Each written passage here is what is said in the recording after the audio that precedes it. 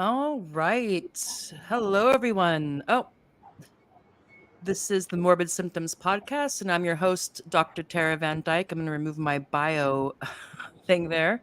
Don't need to see that anymore. Um, and I am joined by Tony. Tony, do you want to say hello to everybody?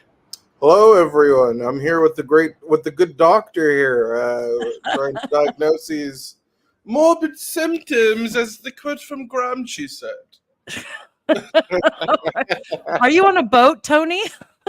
Oh, am I on the boat? I don't know, darling. I don't know if I'm on a boat right now. Because it's kind of like, woo. I'm watching a video on Japan. I'm thinking of buying property over there. Oh, good luck with that. I dig the curtains. You got the floral thing going on with the curtains and your shirt. I'm digging it. I know. Anyway, they're thank God that they're the blockers. You know, the curtains that block out the sun. mm-hmm. So they're the blockers. So. Oh, cool. Yeah. Anyway, so this is the Morbid Symptoms Podcast, and I'm Tara. I'm here with Tony. He doesn't call himself LA Tony. I call him LA Tony because I think it makes me sound cool that I have a co-host who's called LA Tony, and he's actually nice. Nice. But to our audience, to be completely honest with our audience, I'm actually from Long Beach. You don't want to get too specific, man. Oh, right, right. We might have some, who knows? We might get some junior ADL people after us or something. Oh, Jesus Christ. Oh, God. Those guys are armed. Yeah. Those guys take their shit seriously. Yeah. Anyway. So, yes. And we were just going to have a fairly kind of chill episode today. And Tony was going to tell us a bit about he's finishing up his undergrad degree in sociology, and he had to do a study of an evangelical church in LA. And so he was going to talk about kind of the hip evangelical scene in LA and how it seems to be, there seems that the numbers seem to be rising. So there seems to be people who are gravitating to this. So we used to think for a long time in the sociology of religion or sociology in general, especially in the States, it was always the same story of like dropping numbers, except for obviously the evangelicals and other denominations were steady, but not in like the middle of LA or New York or something like this. We're going to talk about that, and we're also going to talk about the kerfuffle over the third show of the Disney Star Wars show Acolyte. But excuse me. Oh my God. But what happened is I totally fanned out. I don't know what time it was. It was sometime today, and I go on Twitter or X, and I see that I have a message. So I'm thinking, oh, it's probably Tony or it's someone from the chat group, from the TAGs, the Turfs Against Genocide. Us people who know that sex is real and also are opposed to genocide and. Anyway, that's another story. Anyway, so, and I'm like, and I see that Stanley Cohen has sent me a DM, and I was like, why is Stanley Cohen sending me a message?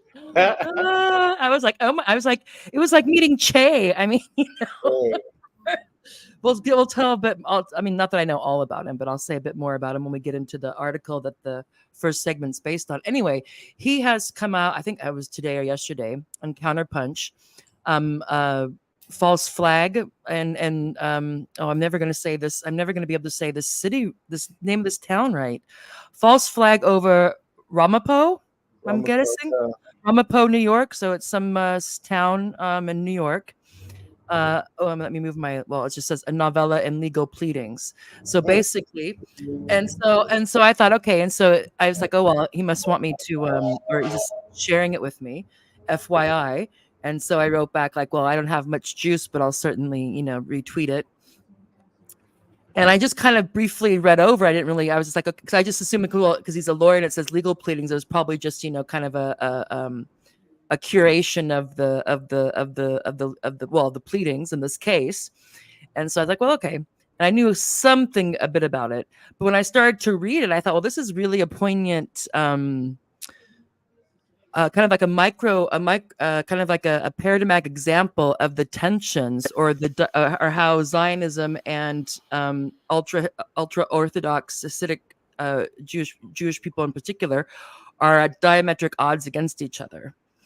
And so I thought that, and so then I thought, oh, well, we should do a segment on this because I think that I agree.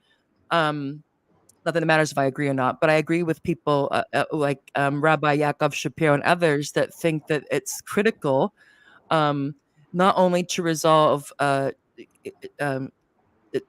you just look at the Israel-Palestine thing, to resolve, for people to be aware of the distinction, at least in their arguments, the distinction between Judaism, therefore Jewish people, and Zionism.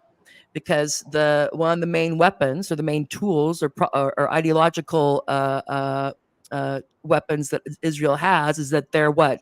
They're the state of the Jews, the nation of the Jews. So there's this conflation between, like, they want there to be they want there to be no difference between. So if I say something bad about Israel, I'm saying something bad about all of Jewish people, all of Judaism. And he makes the argument, other people as well, that we need to disabuse people of this. Now, there's the other side of the argument. There's the other side of the argument, which we'll get into. That there's some people will say, okay, yeah, there's Judaism, the religion, but there's also that there's also if enough people who are decide that Judaism is also or should also be an ethnicity, a nationalist project. If enough people believe in that, and then you start, and we can fast forward today and say, obviously, there's been some success. So that's a debate on this is not a clear-cut issue. However, regardless, what I'm quite convinced of is that it makes perfect. You don't have to listen long to people like Yaakov Shapiro or Stanley Cohen or other people who have other Jewish people who have Jewish scholars, or just Jewish people who have made the argument that Zionism and Judaism are not the same thing at all. And I think I think most people would be very surprised to hear that, especially in the maybe everywhere. But I certainly did not know. I knew that there was divisions about. I knew there were Jewish people who were critical of Zionism, so the liberal Zionism, and who were against Zionism as well. But I didn't realize that there was such a distinction that could be made. But I don't want to get into that too much. So what we're first going to do is I'm going to maybe get rid of our little emblem here because it might be blocking things. And I was thinking what we'll do, I'm not going to read the whole article. I would suggest that our viewers and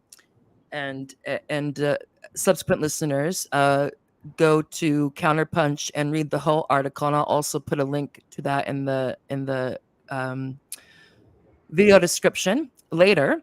But I did read it. I do want to highlight a couple of points just for the people who are not familiar with this argument or who have only heard it a bit, that really highlights the division between Zionists and anti-Zionists, especially anti-Zionist Jews, Jewish people. I feel weird saying Jew. I think it's okay to say that. I don't mean in a bad way. I always want to say Jewish people. I think at this point it's unavoidable. It just we just have to be frank about it. Okay. So that's how they're self-identified. Yeah. Anyway, they're not calling themselves Israelis, are they? Yeah. So but I mean, when people talk about the Jews, it's like talking about the blacks or the Puerto Ricans or the whites, the bright whites. So I always feel like I always try when I can, I try to say like the Jewish people or the Muslim people or the. Well, I mean, if that's what they're calling themselves, okay, okay. And also, Tony, I want to try to keep the language PG for this segment, only because it's not. I mean, we often talk about serious issues, but in case there are some conservative or Orthodox viewers, I don't want them to be dissuaded from watching us because of the occasional F-bomb frustration. So we'll try to keep it clean because this is also our release. You have all the craziness in the world. So we forget sometimes that it's not just that we're not just talking to each other. There's other people. And some people don't like the salty talk, Tony. So for this segment, we'll try to keep it clean. Anyway, without further ado, let me. Oh, also before that though, I wanna give some for people who don't know who Stanley Cohen is, and I'm not like his biographer or anything, but here's his Twitter page, and so people who aren't following him, they should, because he gives good tweet. Let's just say he's very. I don't know if you follow him, but he gives excellent tweet. I can imagine. Yeah. And it says here, attorney, activist, freedom fighter, certified self-loathing Jew, anti-Zionist, prolific, beard aficionado, New Yorker, unfortunately a tenacious Yankees fan. So, and I'll see if you or the people watching this now or later can tell me who they think these people are. And this is why Stanley Cohen is the OG. He's the OG self-hating Jew in quotes. Oh.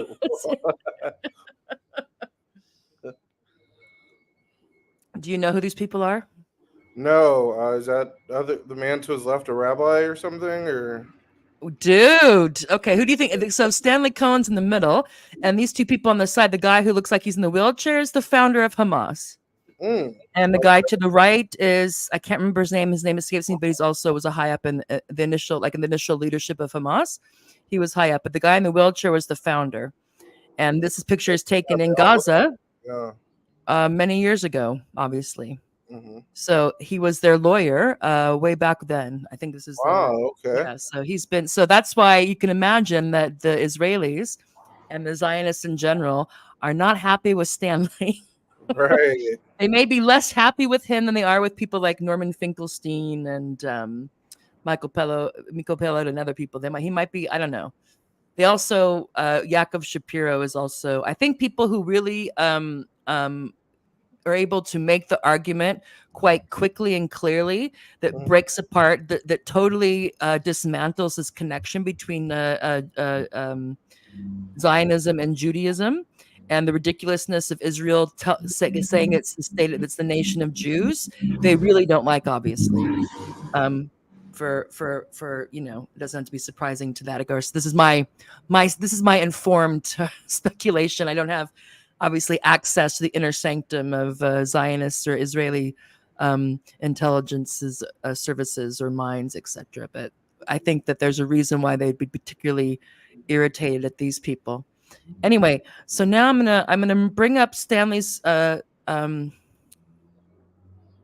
Cohen's article, and let's see if I can. Oh, is this going to? Maybe if I'm gonna try to see it a bit. Oh dear. Okay, this is really gonna. I thought it would be bigger, and I'm like, can I read this? I'm gonna have to really get close, people, because my glasses are not so good. Or I don't have my glasses on. So, and again, don't worry, I'm not going to go over all of this, but I'm just going to highlight, I think, a couple of things.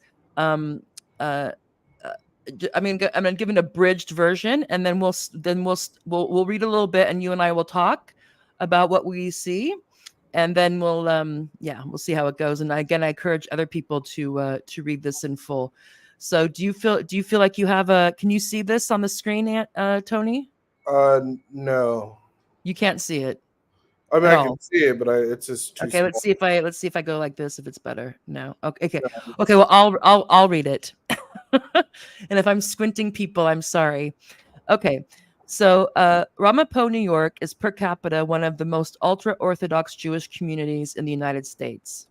So split between an ardent pro-Israeli Zionist community and the Satmars, one of the largest and most vocal Hasidic dynasties that recognizes neither the state of Israel nor Zionism as representative of the Jewish faith or history. Until recently, Ramapos tried to walk a fine petty political line between those that see Israel as a democratic land of the chosen and those that see it as little more than the devil's cape. Not long after the events of October 7th, the supervisor of Ramapos Township elected to paste the Israeli flag on the side of its municipal building, asserting it was a sign of solidarity, notwithstanding settled law that no such foreign flag can be displayed on a municipal property, save for the rare and limited circumstances and requirements not present at the time or since. So one can imagine if they were going to host like a dignitary from some other country, they might have. Oh, is that? Do you hear that feedback? Yeah, I'm sorry. I'm on my MacBook and it gets text messages from my iPhone. I'm sorry. Okay. Anyway, let's see. Where was I? Blah, blah, blah, blah, blah, blah. Okay. For months, by letters, phone calls, and demonstrations, many of the local Hasidic community petitioned the Ramapos supervisor to remove the flag. He refused. Eventually, a group of Satmar Jews, and I think I'm saying that right, Satmar, including an elderly rabbi, tore the flag down and ripped it up. Based. Okay, so excuse me if I have to squint here.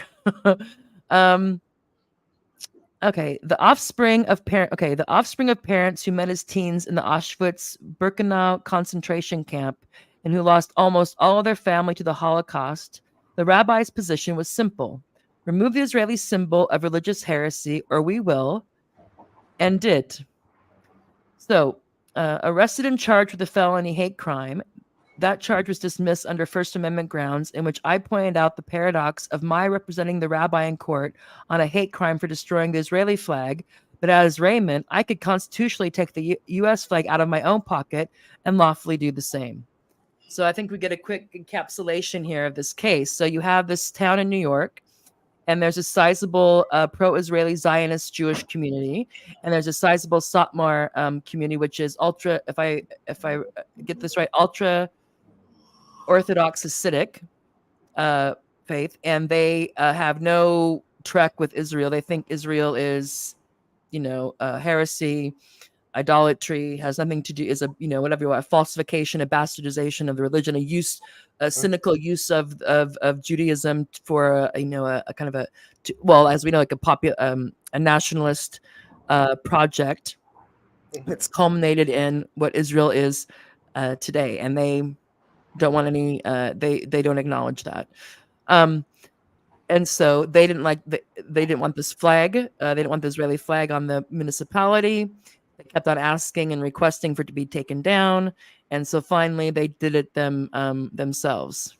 Yes, and the irony of this, of course, is that two of the people who were the people who did this, their parents or their grandparents were met in Auschwitz, and most of their family was killed, and they are saying, "Look, not like personally they don't want it there because it goes against their it's an affront to their religious belief and practice, but they're also saying that by the own law that flag shouldn't be there." And so they take it down, and then they get arrested for a hate crime, apparently for an anti-Semitic hate crime, even though they're ultra-Orthodox Hasidic Jews. So do you have anything come to mind at this point you think is interesting about this? And this case is like this happened right after October 7th. So this has been this is a recent thing. This isn't something from a couple years back. This is ongoing now. Yeah, the only thing I could say is I wish that this episode had a little bit more shine on it to show that there are diverse views within their community. Mm-hmm. Instead of us, the public, being lambasted by the sense that every Jewish person believes that in the state of Israel, I guess Or they're so yeah, I mean, and it's unsurprising given how the news coverage is that I wouldn't have known anything about it except for that I follow Stanley Cohen's Twitter account, and maybe a couple of other people have mentioned it. But yeah, I mean, and if we actually had a press that was the press, then these types of things would be be more magnified, front and center, because I mean, just think of the educational opportunity. What's the word they call it? Or teaching opportunity. This case could be, and I'm not saying that everybody would agree with the rabbi's side, yeah, but just to try to figure out what's going on here would broaden people's understanding of this issue tremendously. Yeah. So the fact that these people this group of ultra Orthodox Hasidic Jews, I want to get this right, who have family who lost, whose parents or grandparents met in Auschwitz in the death camps, having lost almost all of their family, they're saying we don't want this flag here. It's for a variety of reasons, and if you don't take it down, we're going to take it down. They take it down, and then they get arrested for a hate crime, apparently against themselves. I mean, that's if it was an anti-Jewish hate crime and they were doing it, it's just it just shows, if you just look into this a little bit, you realize the problematic thing of Israel equals Jewish people. So that's the same, that to say something against them, and the idea that all Jewish people, or maybe 99.9%, are totally on board with this Israeli state project, or timeshare, what I call my current concept of Israel is a timeshare protection racket / imperial outpost. That's how that makes sense to me. That makes sense to me, because then you get obviously the people who are involved in the timeshare protection racket, and the people who have who the citizens who didn't, the Israeli citizens, Jewish Israeli citizens. And then, of course, it also brings in why the United States is so interested at a foreign policy level to have this, their unsinkable aircraft carrier. But it really is so sad, because I think that this case, I mean, if people just looked at this, read this article, and thought about, and had somebody, even somebody who's, who can be devil's advocate, or just to think through this, it would really take the sting, and would really reduce the effort of them to all this stuff about that we see going on in the United States and other places, associating pro-Palestinian activism, or even just calling for ceasefires, or being critical of Israeli policy as being anti-Semitic, as being hate speech. I mean, these types of cases would blow that out of the water, because you'd be like, well, you're really going to say that this group of people, this group of ultra Orthodox Hasidic Jews and Ramapo are what, anti-Semitic? I guess you could. I mean, I'm sure some Israelis could. But anyway, okay. So let's see. I'm going to go down a bit more. Again, I'm not going to read over all of this, but I am going to go give enough so that our readers, our viewers and listeners can get a feel for it. So if they don't have time or access to the article, they'll have enough of it to, refer to it, or to bring it up as needed. So situations arise, since we seem to be in the middle of this, not at the end. Okay, so continuing on. After dismissal, so the case was dismissed because on First Amendment grounds. However, the flag is still up on. They put another flag up on the municipal building in Ramapo. So after the dismissal, we made another. Again, this is Stanley Cohen's article, and came out in Counterpunch today or yesterday. After dismissal, we made a number of requests of Ramapo to remove this Israeli flag, as in clear violation of the century-old New York statute that prohibited exalting foreign states on government property. And further, the display violates the Establishment Clause of the constitutions of both the United States and New York. With fair warning of what was to come, and ignoring our multiple requests, we filed a lawsuit against Ramapo to remove the flag. Makes sense. With more than 1,500 attorneys in the United States, Europe, and Asia, the law firm of Ropes and Gray was brought in by Ramapo to defend against our lawsuit. Noted most recently for its public statement decrying the demonization of Jews pervading the press, social media, and streets of this country, among others, Robeson Gray has exalted the efforts of the ADL, so the Anti-Defamation League, another protection racket, in combating anti-Semitism, and as a partner recognized by the ADL for his deep and long-standing commitment to the ADL mission to stop. Hi, I'm on What's the going air. on? Sorry. You okay? Yeah, I just wanted to give you a hug. Give me a hug. Okay. Yes. Okay. All right. I love you, Mama. I love you too. Talk to you soon. Okay. Okay.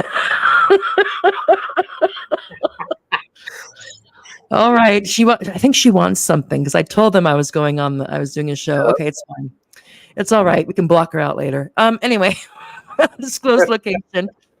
It's like I have to change story. Okay, so partner. Okay, as a partner recognized by ADL for his deep and long-standing commitment to the ADL's mission to stop defamation of the Jewish people, need I say more? So yeah. Again, it's just kind of interesting. Do you have anything to say before I No. No? Okay, so we have to keep in mind that the people bringing this case are is one rabbi, but he's I gotta hold on a second. I need to plug in my computer.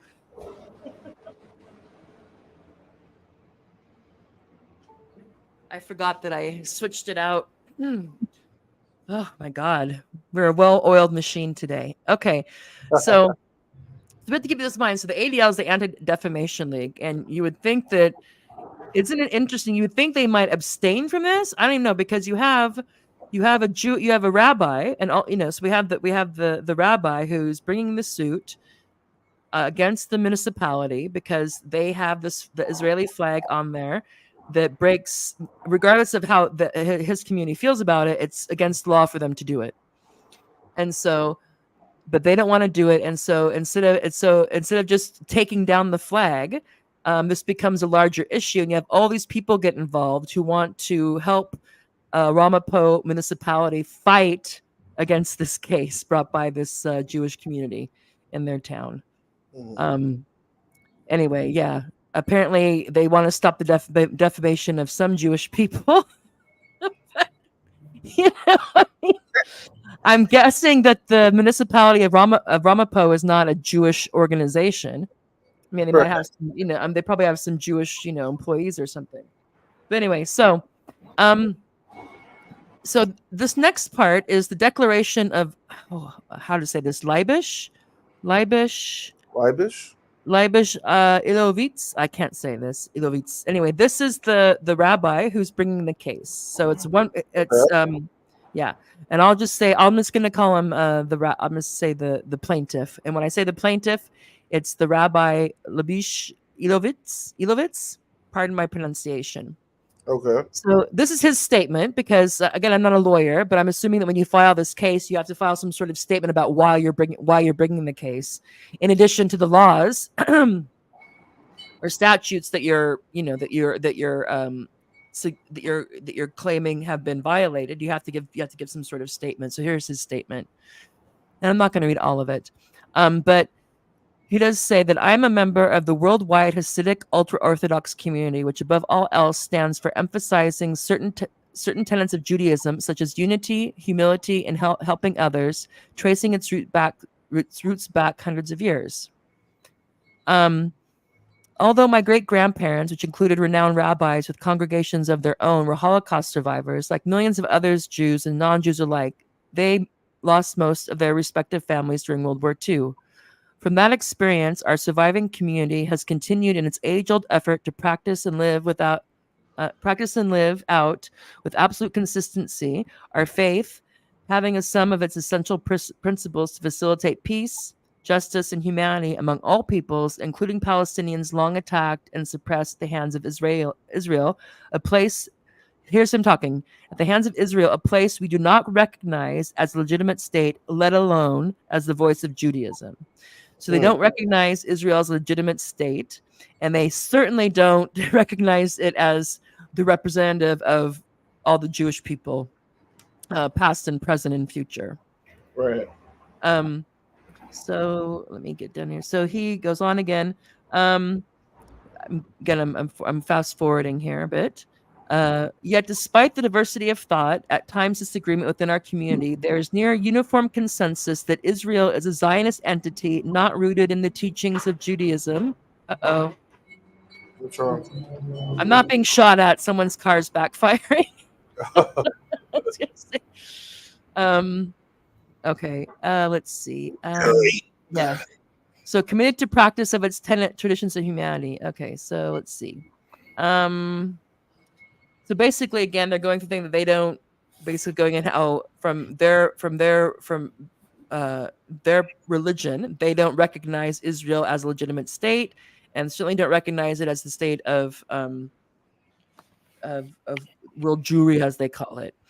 And I'm not going to get into the religious reason. Well, I'll say one thing again, and excuse and forgive me if I'm wrong, but my understanding is that from their belief that Israel, like the kingdom of Israel, does not happen until the Messiah comes. Yeah. So when the Messiah comes, then you have then you could have what you call like the state or the state of the Jews or the land of whatever, the land of that. Yeah, but. Yeah. Okay. Again, it's my understanding is it's way more of a religious and spiritual event than an actual geographic nation state type of thing. But of course, the Holy Land is the Holy Land. They would consider the Holy Land, not the homeland, whereas Zionism turns the Holy Land into a homeland. I see. Yeah. Anyway, again, for our listeners, I'll put some references in the video description because people who are way more learned on this than I am, whose works I have read, and then basing my statements on. Of course, if I get anything wrong, they're my mistakes, not theirs. And I just want to mention their person's name here. The Grand Rabbi Joel Teitelbaum of Satmar. Now, he was before World War II was going on. This Grand Rabbi Joel Teitelbaum has from the get-go been against Zionism, against the Zionist project before they had their foothold in Palestine, whatever. And so, my understanding is a lot of rabbis in this tradition are going to, or people who are, or not only rabbis but Jewish people from this tradition, are going to tend to be quite anti-Zionist, like, maybe not publicly because they get a lot of heat, but they don't. Yeah, they have no interest in that project. So I just want to bring that out because if people can look up Joel Teitelbaum of Satmar, they can get all kinds of information. There's also some. Oh, is it Torah Jew? There's there's a couple of other sites on Twitter that I'll put in the description that are followers. I think that's the right word. Who are in this tradition of Rabbi Joel Teitelbaum of Satmar. So he was So fast forwarding, Rabbi, and this is still the plaintiff's statement about why he's bringing this. About why he's bringing this case to press the municipality to remove the Israeli flag from the government buildings. Rabbi Joel Teitelbaum was a known anti-Zionist, perhaps the most renowned anti-Zionist, anti-Israel religious leader of the century. It's Friday night here. Okay. Sorry, anybody heard the sirens? Let's see. It's the deep state. They don't want me to read this. Okay. Is anti-Israel religious leader of the century. His anti-Zionist positions followed track with the positions held almost by almost all Orthodox rabbinical leaders back before World War II. And Rabbi Teitelbaum's anti-Zionist teachings and rulings were almost unanimously accepted and concurred by most of the ultra-Orthodox, Hasidic, as well as non-Hasidic rabbis from European descent here in the United States, albeit with some minor divergences. So what we're getting here is that early on, there was not everybody, but from my understanding, people who were ultra-Orthodox. So there's Orthodox, which maybe that's, but the ultra-Orthodox, and some non-Hasidic rabbis. He's saying that before World War II, there was pretty much a large consensus that people are like, yeah, this Zionist thing is not. Yeah, they weren't supporters. Let's say They were detractors. Mhm. Okay. Let's see what else I wanted to say about this. Okay. So he goes on, he continues on about this, and I would encourage again people to read it. And they can also, there's lots of things written about Teitelbaum. And again, he's very much, I think if people are familiar with Yaakov Shapiro, Rabbi Yaakov Shapiro, I think he's also in this tradition of Rabbi Teitelbaum. And he is also somebody who's trying to make this case. He's really like, trying to shout it. He'll go on any program almost to try to make to try to inform people, to let them know that Zionism is very much not Judaism, that in his opinion and lots of others is actually anti-Semitic to make such a statement. Let me continue. So I'm not going to go through all this history. And such an okay. Go ahead. Do you want to say something? Oh no! I was just yawning. Well, that's helpful, Tony. In such an environment, slowly but surely, all Zionist symbols, including the Israeli flag, as well as the all-time sacred Star of David, have vanished and disappeared from almost all public ultra-Orthodox congregational settings. Up until today, it's still uncommon to find those symbols on public Jewish religious structures and heavily populated ultra-Orthodox communities such as Ramapo. For other immediate practical, okay, here, and I think this is also very important. I mean, it's all important, but this is also critically important. Mhm. And another way that Israel, another one of the things we need to figure out how to take away from Israel. For other immediate practical reasons, the politically convenient display of the Israeli flag as so much as a symbolic spokesperson of Ramapo politicians has not just offended the fundamental faith beliefs of thousands of Hasidic ultra-Orthodox citizens, but create the real possibility of triggering danger and violence directed at them. Wow. Tony, you can't keep on yawning. Oh, I'm sorry. No, I said wow. Wow. No, I'm saying it's fine if you have to yawn, but if people are looking at that, it's not so. Sorry. I mean, It's okay. Get some coffee, or were you out all night last night or something? no. I mean, Anyway, so again, here's the thing, and this is also when you have Zionists and Israelis and Zionists and Christian Zionists or whoever, so of course you don't have to be Israeli to be a Zionist. Constantly conflating Judaism with Zionism and with Israel with all Jewish people, then of course that creates problems for people when tensions get high. They get guilt by association. So he's also saying that if there's, so it's also this other thing, like there's also that safety concern for why we don't particularly want this symbol. This is the Israeli flag on the building. And I'll continue on here. Putting aside that since its creation, Israel has sought to promote and exploit false dangers to world Jewry as a whole. In Israel itself, the Zionist government is actually all about eroding Jewish religious practices and beliefs from wherever they can, pretending to the world that it is a free country and society, ensuring the very essential freedoms expected and accepted in the Western world. The Zionist government there has long legislated restraints upon religious Jews from freely adhering to Torah law. So again, he continues to talk about this, and so then I'll go down again to this is still the rabbi's statement, the plaintiff's statement. To a large segment of Ramapo ultra-Orthodox community, this flag symbolizes our stolen identity. It hurts thousands of us to see the flag, which on so many levels bespeaks the destruction of our age-old faith from what was once an ancient holy religious nation dedicated to God and his commandments into a newly found nationalist project that cares only for violent expansion and not the fundamental tenets of age-old Judaism. It symbolizes a colonial project and government which in reality has become the biggest enemy of age-old Judaism. interesting.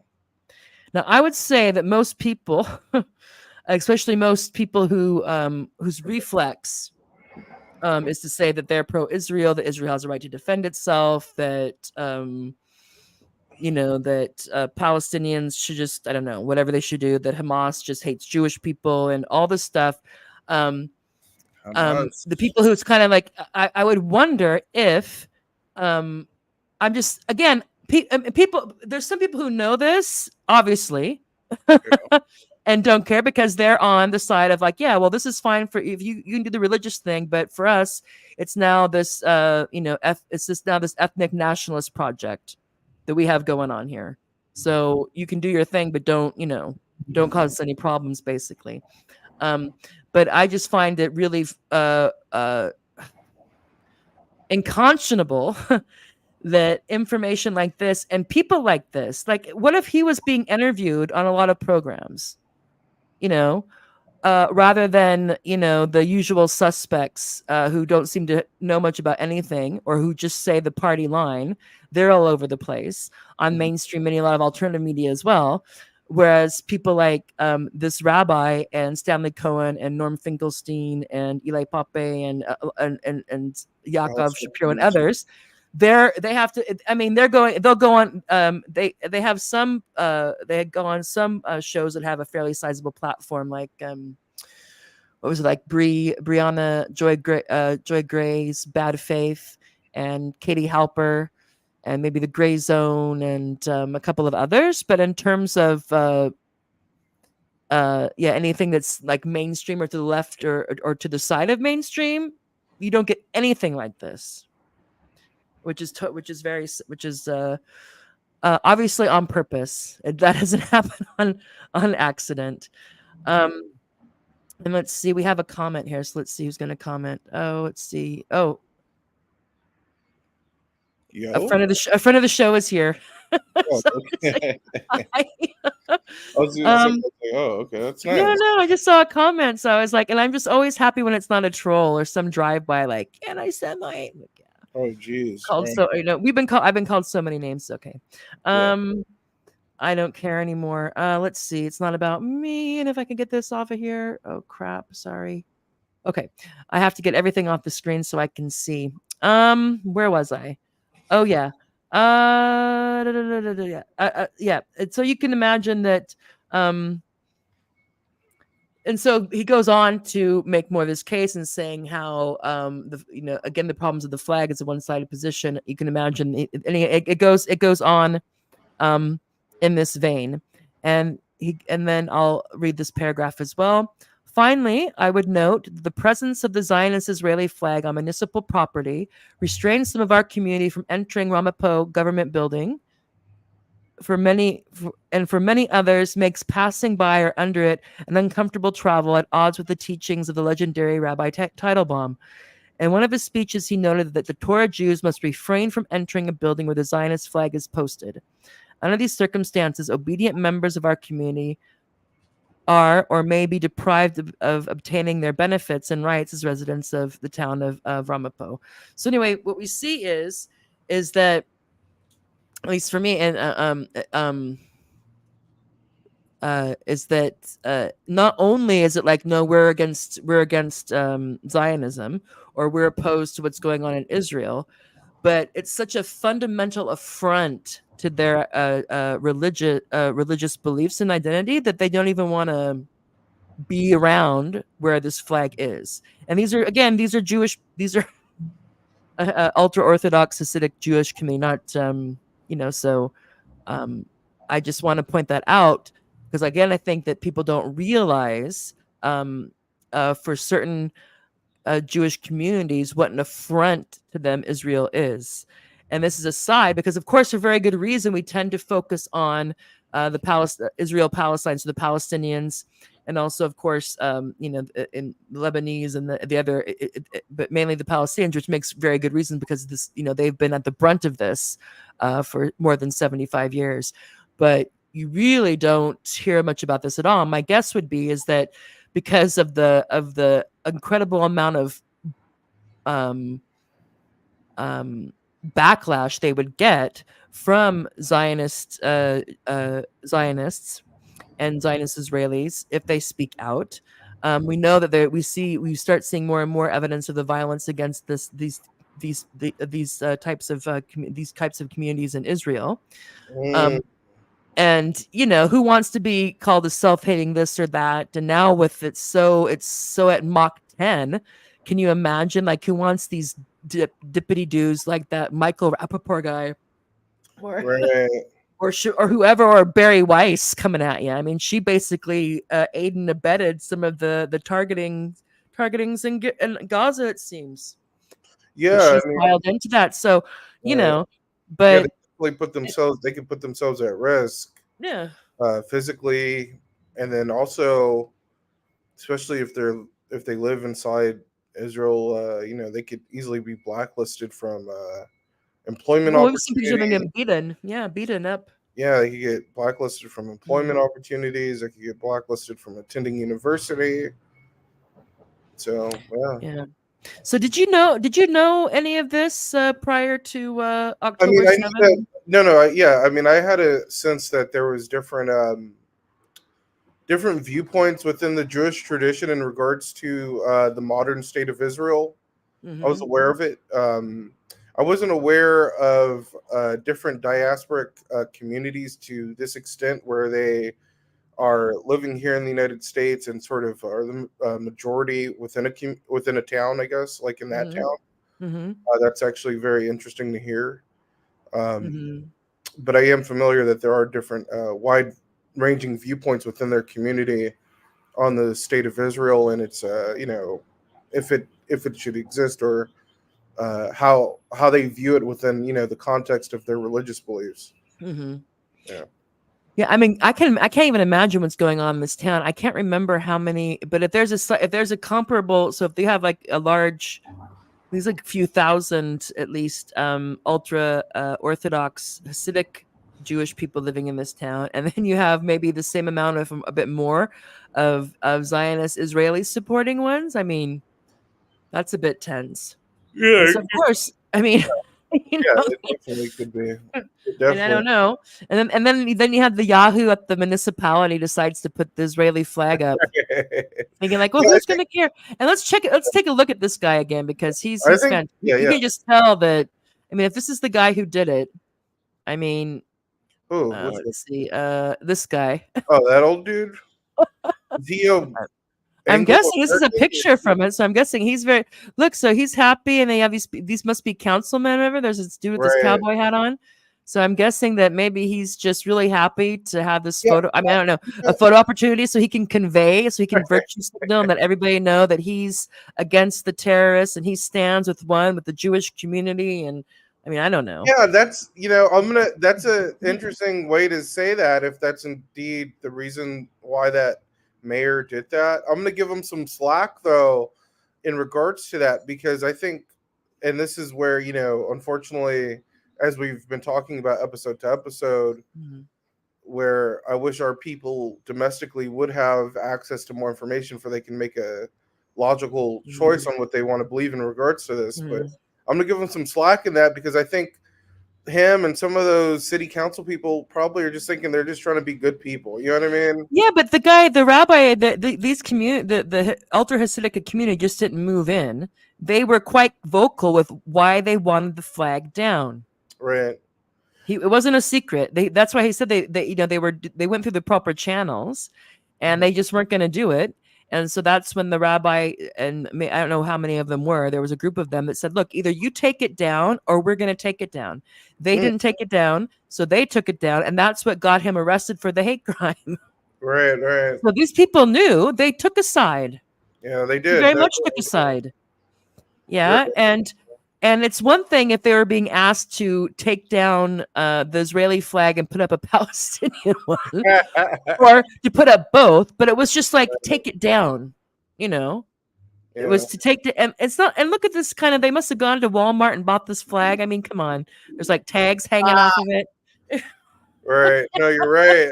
You're right. They bought it from Amazon, probably. Right. You're so right. That is so hilarious. That is so hilarious. It's like quick, put the Israeli flag on the side. Well, it's not like other people weren't doing it. I mean, good God, half of our Congress wants to, I don't know, make love to it. I don't know what they're doing. Right, the pledge and all that, but You know, it's Yeah. interesting. What's on my mind in regards to this situation and what it provokes in my mind is like, Mm. I think collectively we need to have an understanding on how much Judaism has impacted all of our lives. You know, when you asked me the question of like, was I aware of the sort of different diverging viewpoints and sects within I that? wouldn't even say diverging viewpoints. I would say fault lines. Yeah, the fault I lines. mean, this is like it's like what we can negotiate, you know, like Right, a but little bit of Zionism, a little bit of an Israeli state, you know. It's like yeah, you can but say, this is you what's know, interesting because this is what's from their point of interesting. view. Yeah, this is what's interesting to me because it's like this tiny, you know, by statistics, like compared to other world religions, this tiny world religion has such a dramatic impact on world history, and I'm starting to understand personally that uh, you have this like you know, the main bubble of Judaism, and then you have these different sects, and now in my own mind I completely see Christianity as not a separation from Judaism, but just another radical sect alongside of Jewish Zionism. Well, yeah, Like, Judeo-Christian. I mean, it's right in the name. right. So that's Not what's that so I'm a religious interesting. scholar, viewers. I'm not. Right. I wish, yeah. And, you know, when we look at it from that perspective, and especially when we hear the rabbi speak, it makes me want to think about, okay, what was the consensus back in, say, you know, 1800 within the entire Jewish diaspora living at the time and, you know, living in the world? What was their sort of, who was in the majority in regards to how they viewed themselves and how they viewed wherever they lived, whether they, you know, were living in India, in the Caucasus Mountains, in Europe, in West Asia, you know, Everywhere, yeah. everywhere. So it's interesting because it's like this Zionist sect of Judaism has completely, over the last, you know, 100 plus years, completely dominated their religion. So it's really interesting in that way. Well, what I would say is just to clarify is that Judaism and Zionism, one's a religion, one is not. Yeah. I mean, people can be religious about it. I mean, they can be fervent, you know, believers. But Zionism, as I understand it, at its crux, is a nationalist project. Yeah. Right, and that's what's so And interesting. you don't have to. I mean, you can be. That's why this thing that people, again, here's where the debate is. Where I don't even know if there is a right or wrong answer. In terms, or like you could like an like you could judge judge us empirically. What I mean is that, so obviously we know that Judaism was a religion. Obviously, goes back, I don't know, 3,500 years or something, and we know that was the first Abrahamic faith, and then Christianity, and then you get also, I don't want to say spin-offs to make people. I mean, that's how I'm a God's audience. That's But, how you know, I. so okay, so obviously, you know, anyway, so yeah, and then you have, of course, you have diaspora, and you have them, you know, so you have, you know, so it's so, and what Yaakov Shapiro would say, his argument is that it doesn't make sense to call Jews a race or an ethnicity, because he can use himself as an example. So I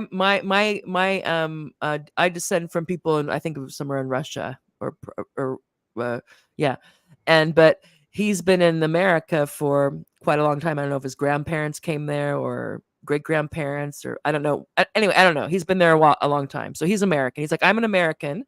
I'm a Jewish American. I don't have, what do I have in common with Jewish people in Ethiopia, or Jewish people in Iran, or Jewish people in Mexico, or Jewish people in Canada? We don't share an ethnicity. Right. We share a faith, or obviously there's cultural practices, because people can you know, you have a cultural thing that probably, if you go back, are rude and religious practice, but have maybe become separated from that. And he was also saying, so it's like, you know, can you call it a race? No. Can you call it an ethnicity? No. Can you call it even a shared language? Okay, I mean, hold on. obviously, the Right. scholars, the rabbis, will. I'm assuming they have to be able to read the Torah. They have to be able to read, and I'm assuming Hebrew, Mhm. and whatnot. But it's not like, because usually if you have like we would think normally if you have a people that's a people, yeah, not a religion but a people. So you'd have like, okay, you have land, religion, no, land and language, Mhm. and a shared history, I guess you would say, or some sort of shared, and that could be both, in fictitious and actual. So if you want to think about all Jews together, they don't share a language. They certainly don't share a home, a geography, a land. Right. I mean, and I mean, and of course, the Zionists could make the argument, well, yeah, now, but if you go back to whatever it was, 86 AD, then a lot of us, the real ones, came from this, the Levant, or whatever they want to call it, Judea, or that type of thing. But Right. okay, but we're not playing that game. We're talking about the Well, okay, last 500 years. right, right. Okay, let me ask you a question then. Let me ask you a question. Yeah. Okay, so because I remember seeing this thing on Twitter where this Jewish guy was all like, "Okay, yeah, I got my ancestry results, and it said 90%. It said 96% European. So if their ancestry says, okay, 90% European, saying that they're basically Swiss, then does that make them a Swiss? Well, also, Like, again, here's the problem, is that we have to remember, and okay, here's where it gets complicated. So you can be like, yeah, okay, Judaism obviously came first. The religion came first. right. Okay. And also that my understanding is that if your mom's Jewish, then you're Jewish. But I could convert to Judaism. Yeah, you could convert to Judaism. I'd have to go and do the teachings in a synagogue, and they would have to think that I was serious enough after I went through and learned whatever it is I need to learn, and then I could convert, and I could become I'd be a converted Jew, and then presumably I could go to Israel and kick some Palestinian. I shouldn't laugh. It's not funny. I don't know exactly how that works. If there's special rules for converts or not, could be. Again, I don't know. I don't know about that. So, but here's the thing: is that races, ethnicities. You remember that book? What was that guy's name? Imagine Communities.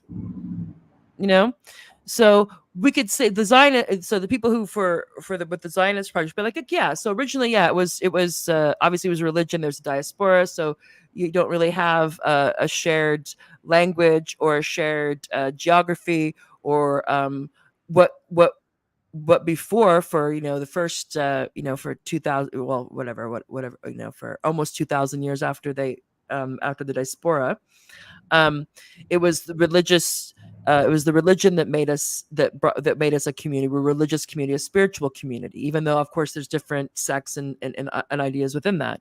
And then you have Zionism, which I think all of the original Zionists were secular, so they were atheists.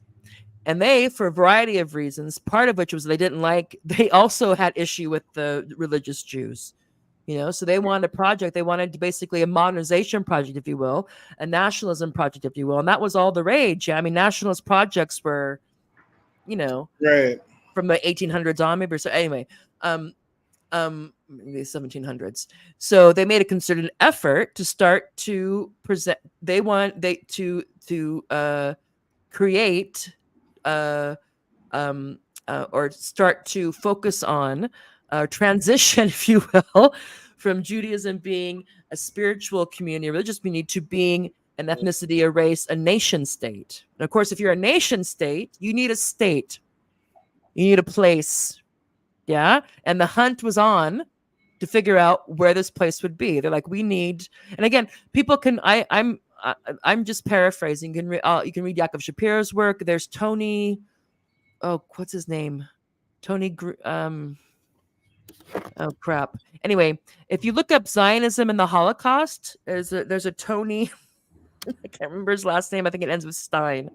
But anyway, and other people, other scholars, both rabbinical or either from a rabbinical perspective or from a historical perspective, or both, who have fleshed this out. So you wouldn't So you wouldn't describe, because I'm sorry, I don't know if I went off camera because I was looking at Hmm. ethnicity, but the social science definition for it. Would you define, in your own personal opinion, the modern Jewish people as an ethnicity then, or not? I think there's been an effort to construct it as one. I mean, in terms of a social construction, let's get past gender and talk about this, because it's also the idea that if you're going to have a nation state project, we go back 300 years. Was there an American ethnicity? No. I mean, was there an American country? Was there American nation? Was there American culture? No. Is there one now? Yes. And you get into, like, obviously, and there's also regional differences and whether or not how much of it's still white dominated, or et cetera, et cetera. So what I'm Right. saying is that that just because here's the problem, is that I think it's very important that people understand what Zionism is, what the Zionism project is essentially, which is a nationalist project about the Jewish people need to have a state where they're, have a super majority, and that is playing out. That's played out since 1917 or whatever it was, officially. I guess started 1970 with the Balfour Agreement, where Lord Balfour said, "Okay, yeah, you can start immigrating to Palestine," and we're seeing the fruits of this decision and how this has been handled or not handled by the powers that be to this day. It's playing out right now in bloody detail. So you can so that's the thing. And so it's like, so I think it's important to make that distinction. But however, that as itself doesn't negate the Zionist project. Yeah. But it does deny them a very powerful ideological cudgel, which is, if you have a problem with us, you're an anti-Semite, you're a Jew hater, you will push. I mean, someone even online today, a professor emeritus, this crackpot, was saying that, I can't remember. I don't know if it was Bree or Katie Halper, saying that, if they could, they would push the button today, like on the gas chamber. These people are out of their freaking mind. Oh, Okay? he openly said Now, yeah, Professor Emeritus Colin Wright's his name, not Colin Wright from. calling for the genocide of Palestinians. Sorry, what? He was implying that he would genocide Palestinians. No, he was implying that these people, like Katie Halper and Breonna Joe Gray, they're just Jew haters, and they'd happily push the button. This is a tweet from this guy today. It's out of his mind. Yeah, that is out of his. Yeah, he is out of his mind. And if you question him, he's like, "Oh, well, you're a failed academic." I'm like, "At least I'm not a fascist, Right.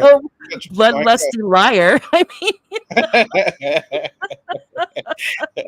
it's like, if you're a successful academic, I'm happy you can consider me a failed one. I mean, this guy is off the freaking chain. Yeah. Unless I said freaking people, I said freaking. So yeah. Right. So here's my point: is that you wouldn't be like, if you just make the case like, look, Judaism does the only thing that Judaism makes sense to as is a religion. Yeah. People have a shared religion, and this religion goes way far back, obviously, and there's obviously this history to that. But in terms of the diversity, I mean, it's like, it's hard to make the case that it's an ethnicity. Like, like, I'll just use Yaakov Shapiro because he's made this analogy himself, so I'm not putting words in his mouth. Okay. He's like, how do I have the same ethnicity as an Ethiopian Jew? True. I mean, yeah. I mean, that's what's so interesting about this. So let me ask you this then. Or a Ukrainian one, or a Mexican one, or whoever. So let me say this then. So yeah, because this goes back to how we can test ancestry and stuff like that. So that means that if so when we test the ancestry of their diaspora, and we see, like, okay, these people are actually indigenous to this place, not to that place, not to Israel, then does that mean that the original Israelites that existed, let's say, during the time of Pharaoh Ramses, or during the time of Augustus Caesar, or Darius the Great? I know what you mean, yeah. That means Jesus. Right. So that means that those people somehow, somewhere in time, essentially went extinct. No. They're Muslims and Palestinians and Christians. Oh, okay. So Hello, Tony. okay. So the people who were right, yeah, because this is what Not everybody left, baby. Not everybody left. Yeah, because I think this is what confuses a lot of people, right? This is I mean, that's what I think. Yeah, because this is what confuses a lot of people, including myself. Because if I remember correctly, it was under Hadrian, I believe, where he essentially, kicked the Jews out of Israel. They and were kicked out a couple of times. There's like the Babylon thing. The main one was when I think it was Hadrian or something, when like he kicks them all out, destroys the Jewish temple, and renames Jerusalem. What was it? Caesarea something or something. I don't know, but I don't know. But basically that was the people who call themselves Jews, they wouldn't return till the 19th century or to the 20th century. So they were gone for all that time. But some of them were. Yeah, some of them were. So you're saying though that the ethnic that you really want to get me put on some sort of kill list. You're saying that the ones who were traditionally indigenous to that area became Christians under the empire, and then after the Eastern Roman Empire was kicked out of there, those people converted to Islam. So the people some yeah. Okay, so the indigenous peoples that were originally Jewish people who lived in that part of the world, they were either converted to Christianity during the latter half of the Roman Empire and into the Eastern Roman Empire, and then once the Eastern Roman Empire was kicked out of the Middle East, the indigenous people of that area converted to Islam. Again, I'm saying that again, I'm not an expert, but based on what I have, here's my opinion based on what I've read and have pieced together, is that let's think about this. Okay, so there's the people there's the people who are there, and it's Jesus time. Yeah, sorry, Jesus time. So it's like, let's say I don't know, 30, whatever. We're just like 33. Right around the time of the crucifixion, and then I don't know, was it like 30 years later or 30 years later when there was the big purge? Anyway, so you have the people there. Yeah, most of them are Jewish people or practicing Jews. Yeah, you have some of the Romans, yeah, and you have some other sects there, and you have, of course, you have the first seeds of the Christian. I don't know, we'd call them at that point a cult. I don't mean cult in like a bad way, but I mean just because it was small and it was probably clandestine because of the obviously the dominant religion was Judaism. Then you have, but the Romans had coming in, and they were kind of pagan, yeah. So I think they were probably fine with the, it's like you have your God, we have our gods. I don't know. And so that happens, and then fast forward to when they are getting the whoever the person is who decides, okay, we want to have a big expel as many of the Jewish people as possible and destroy the temple. Now, some people fled. They fled all over the place. Some to North Africa, some to, there's a reason why you have Jewish people, practicing Jews or Jewish people all throughout the Middle East and North Africa, in addition to the Caucasus and up through Eastern Europe and all through, wherever they went. And then if they had, then there was various, anyway, I don't want to get into all that, but not everybody left. Yeah. So, and then there's lots of people did, but obviously not everybody did. And there's movement around. I don't know. And so then you have we know that Christianity became quite popular at some point. And so a lot of people would have converted to Christianity. Not everybody, but some. And then Islam comes on the scene, and also it was quite popular. Yeah, it spread quite. The geography of religious. Of religion taking off is not my background, and so then a lot of them, of course, would have become Is Muslims, but some of them not. And here's the thing: you have to think about, why are Israelis so freaked out about DNA tests? And I would bet you dollars to donuts that if I were to take it starts with an M, the Jews that are indigenous to like Iran and that, I can't remember the name. Not Ashkenazi, but there's a type that's, Sephardic? I don't know. Anyway, so there's a certain group of Jewish people who mainly stayed in and around MENA, so North Africa, the Middle East and parts of North Africa, yeah? Okay. And so if you look at them, if you have a picture in your mind what you think a Middle Easterner or North African looks like, and then you see them, you're like, oh, okay, yeah. Now, the Palestinians that I know look a lot like those people, and vice versa. So my guess would be that if you were to do a DNA test, you would find a lot of similarities. So the thing is that if you go back far enough, the Palestinians and the Jewish people who can who's if you want to get DNA-ish, whose DNA would show that that I don't know, they get like the pie chart, they'll be like 35% this and 35% that. And a sizable portion that's connected to that area.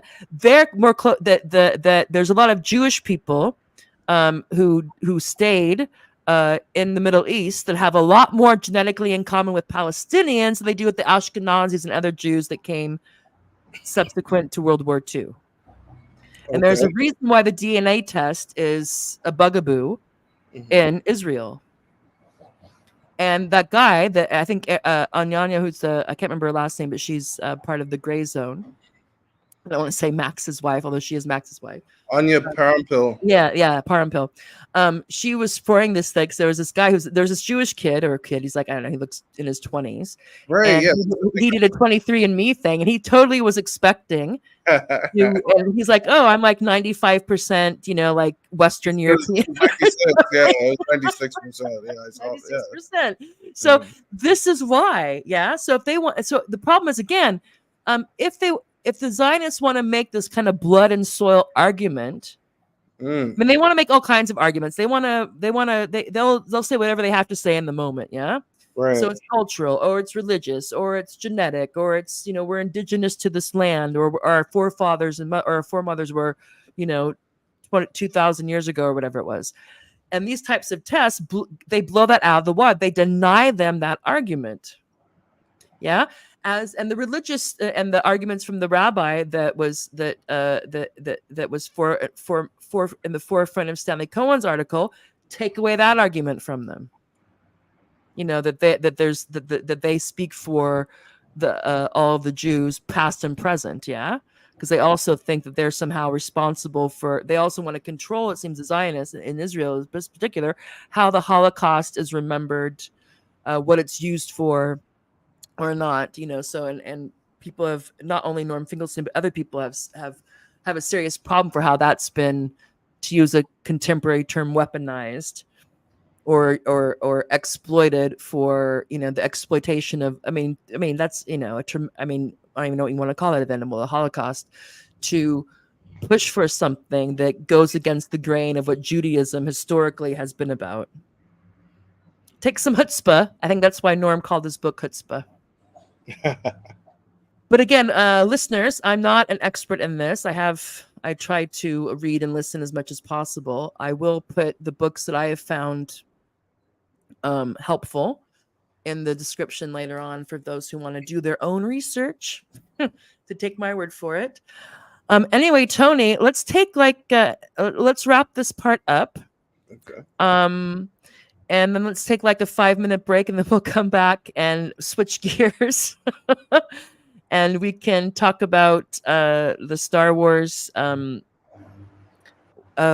Disney has done to the origins of the Force and the Jedi, or we can talk about, or first we can talk about your study of LA Hip Evangelicals. But let's first take like a 5-minute break so we can switch gears, because it's quite a tangent to go from this very divisive and I don't even know, the most contested issue of the day, to something a bit more fun and curious. So, does that sound like a plan? Sounds like a plan. All right. So we're going to take about a 5-minute break. Those of you who are listening or watching, and this concludes our segment on the rabbi who sued Rapamo municipality because they were refusing to take down the Israeli flag. That really highlights not just the difference of opinion, but the fractures, the fault lines between, in particular, between what if I will get this right, I don't want to say Orthodox, but ultra Orthodox Hasidic communities or Jewish people who aren't just critical of Israel, they find it affront to the Jewish religion. And I think a lot of people don't realize that there's people who hold that view in that way, who are obviously Jewish. I mean, it'd be hard to deny that, even though the ADL is trying to work against him. And the rest of that article, it finishes up with the rabbi's statement, and then it's Stanley Cohen goes over the legal arguments that were brought to bear, or that he was cited with, that the municipality was infringing upon, as well as countering the plea, the statement from the municipality about why they chose and think it's important for them to have that flag on the premises. So people should look at that. So we'll take a 5-minute break, pause for the cause, and we'll come back and talk about what Disney did with the with the Star Wars canon, in particular, the source of the Force, baby. So we will see you in about 5 minutes. We'll be back.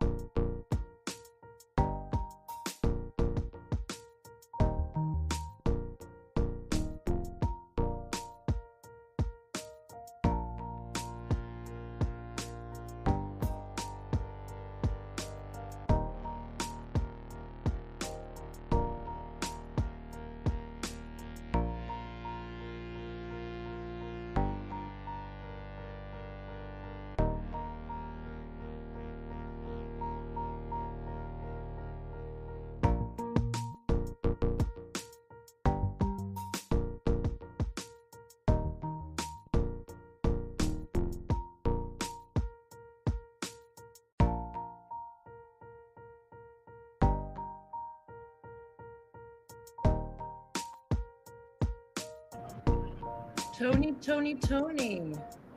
Hello, I was watching, Hey. looking at classic Simpsons clips on Twitter. Okay, there you go.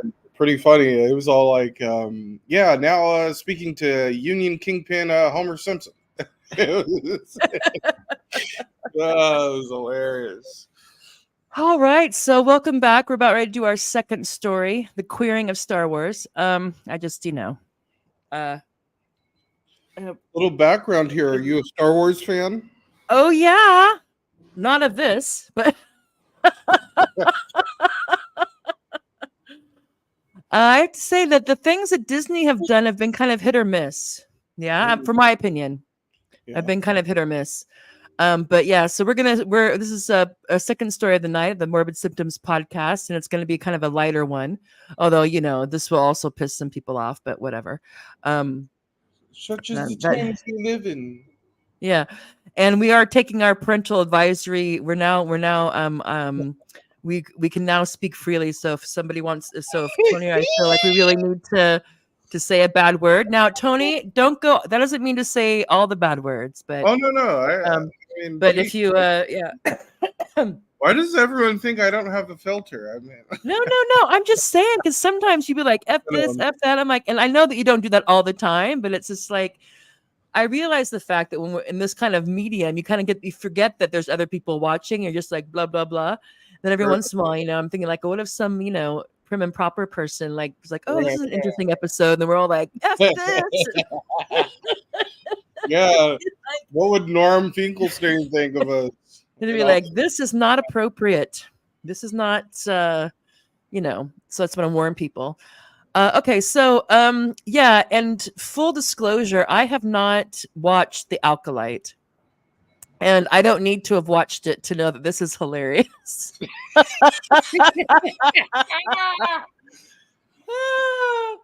So of course, there's been for people who don't know, since Disney bought the rights to Star Wars from, I guess, Lucasfilms or from George Lucas, people have had, obviously, again, when you have something like Star Wars, no matter, even if they have the most perfect thing, there's always going to be some people who are not happy, because if people who are like really into Star Wars, not just the films, but like the books and the comic books and the games and the whole, all this stuff. They know every Sith and every Jedi and all, of course, they're always going to, some of the things that people do, that the writers do and the producers do, they're going to like, and some of it they're not going to like. And what can you do?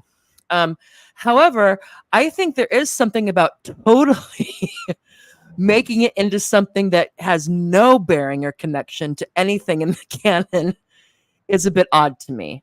Mm-hmm. It seems like it's like you have to have, I would assume you bought it for a reason. You should have, some respect for the lore, for the canon that you're for the fans, and for some, you can, how you interpret something, how you cast something, what you foreground, and you can find like a really random, maybe something that wasn't really explored very much in a previous movie or a book, and want to build something around. Then of course you have to elaborate, because of there was no there. Right. Like for The Mandalorian, for example, I'm assuming. I don't know. I only know the movies, people. So don't come at me. Okay. I know the movies, and I know, let's see, I watched all the movies, and I watched Rogue One, which was really good. I liked Rogue One. I watched Han, was all right.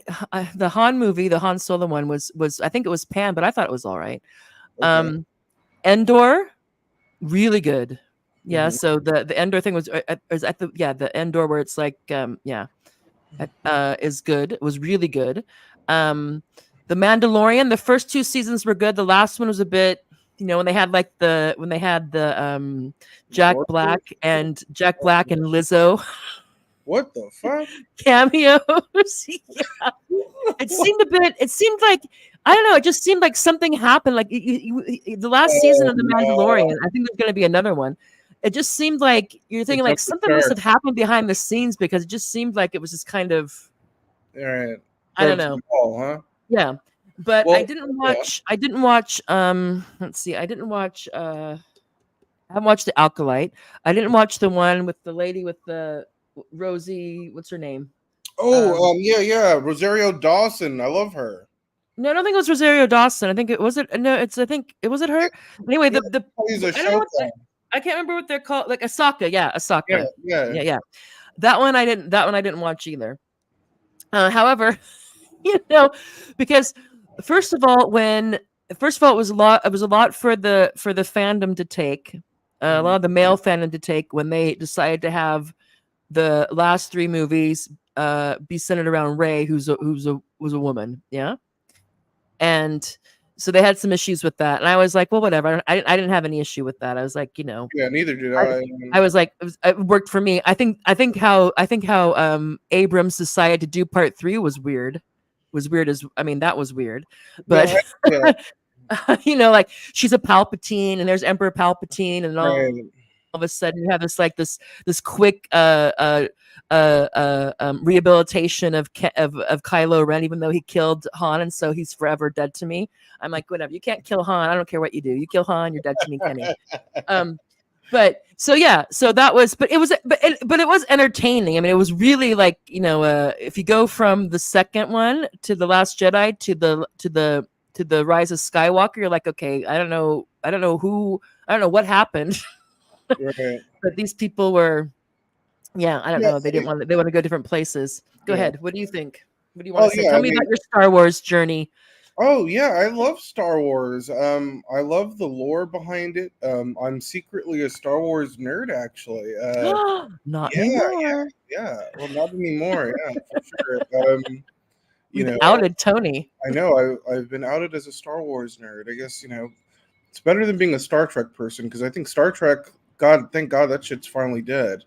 I'm sorry. I'm joking. I for our Trekkies out there. Excuse me.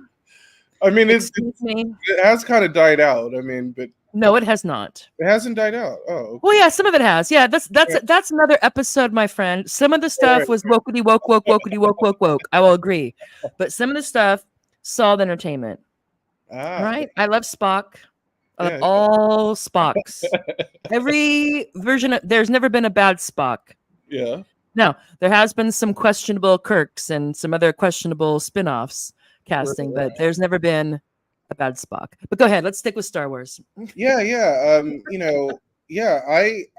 when I was a kid, my dad had for our VCR in like the late 90s. I remember they released like this box set of like, because George Lucas had like I guess like redid the original trilogy for VHS. I remember my dad so hyped to buy the box set. He bought the box set and made me sit there and watch with him all 3 of the original movies. And then I remember when episode 1 came out, we went to, in Long Beach, we went to where the AMC used to be. And there was this like gigantic, like we walked to the movie theater. It was beautiful.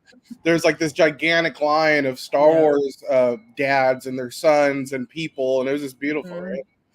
It was a whole cultural event. Yeah, it was a whole big cultural event. And, episode 2 is episode 3 was great. I've rewatched it so many times, and many times I troll some of my friends by saying, "Once more, the Sith shall rule the galaxy."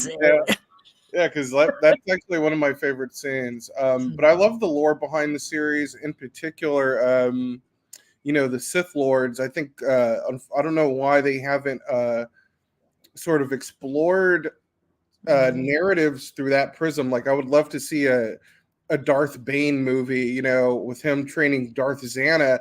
And so this is kind of what I want us to talk about in regards to the sort of wokeified narratives that Unfortunately Disney is presenting in regards to the Acolyte. Is that, well, let's say if Disney hired me to write a Darth Bane film, well, I can write a feminist I could write a feminist narrative of Darth Bane training Darth Xana without it being preachy and heavy-handed. Yeah. It could be feminist in the sense where it's like it's transgressing against the norms. It's a female that's transgressing against sort of the norms of acceptable morality, and explore it through a feminist lens like that. Well, even just having these characters being the center of a narrative in itself is something new. Yeah. Yeah, and of course, if you're doing it from 2024, if you're we want to have a thing, we want to center this set of characters.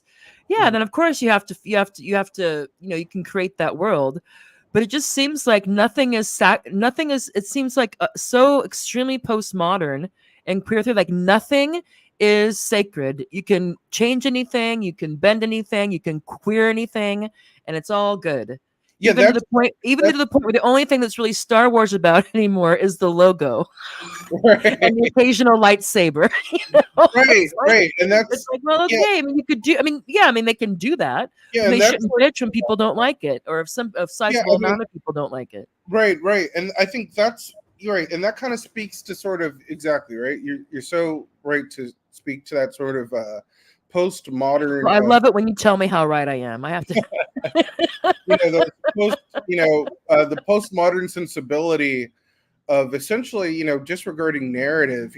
So when they center these niche cultural identities upon the narrative itself, that's when things become overbearing and things become a parody, because it's like, well, what is this narrative about? It's not about the universe that's been created over the last 40 years. It's now about a niche cultural identity that is being emphasized essentially like anytime the camera is on someone. So that to me is where it becomes ridiculous. And I don't know why it's become like that. I think honestly, again, this kind of goes back to how these universities are educating some of these people, because I've met some of these people here that do freelance writing and work in Hollywood, and they're around my age and stuff like that, and they have, and they're wokeified, but it's because they've been taught by the university to center niche cultural identities over creating original, authentic narratives. That's really the origins of it. Because, like, if you look at the writing staff if you look at the writing staff of these television shows, and then you look, okay, where did they go to university to? Okay, and then you go look and see who what did they learn? Who was teaching them? Then you'll kind of figure out why. It is what why it is. What Yeah, it is. I don't know. I don't know how many. Oh, I'm stalling. I don't know how many writers come from grad school or undergrad school.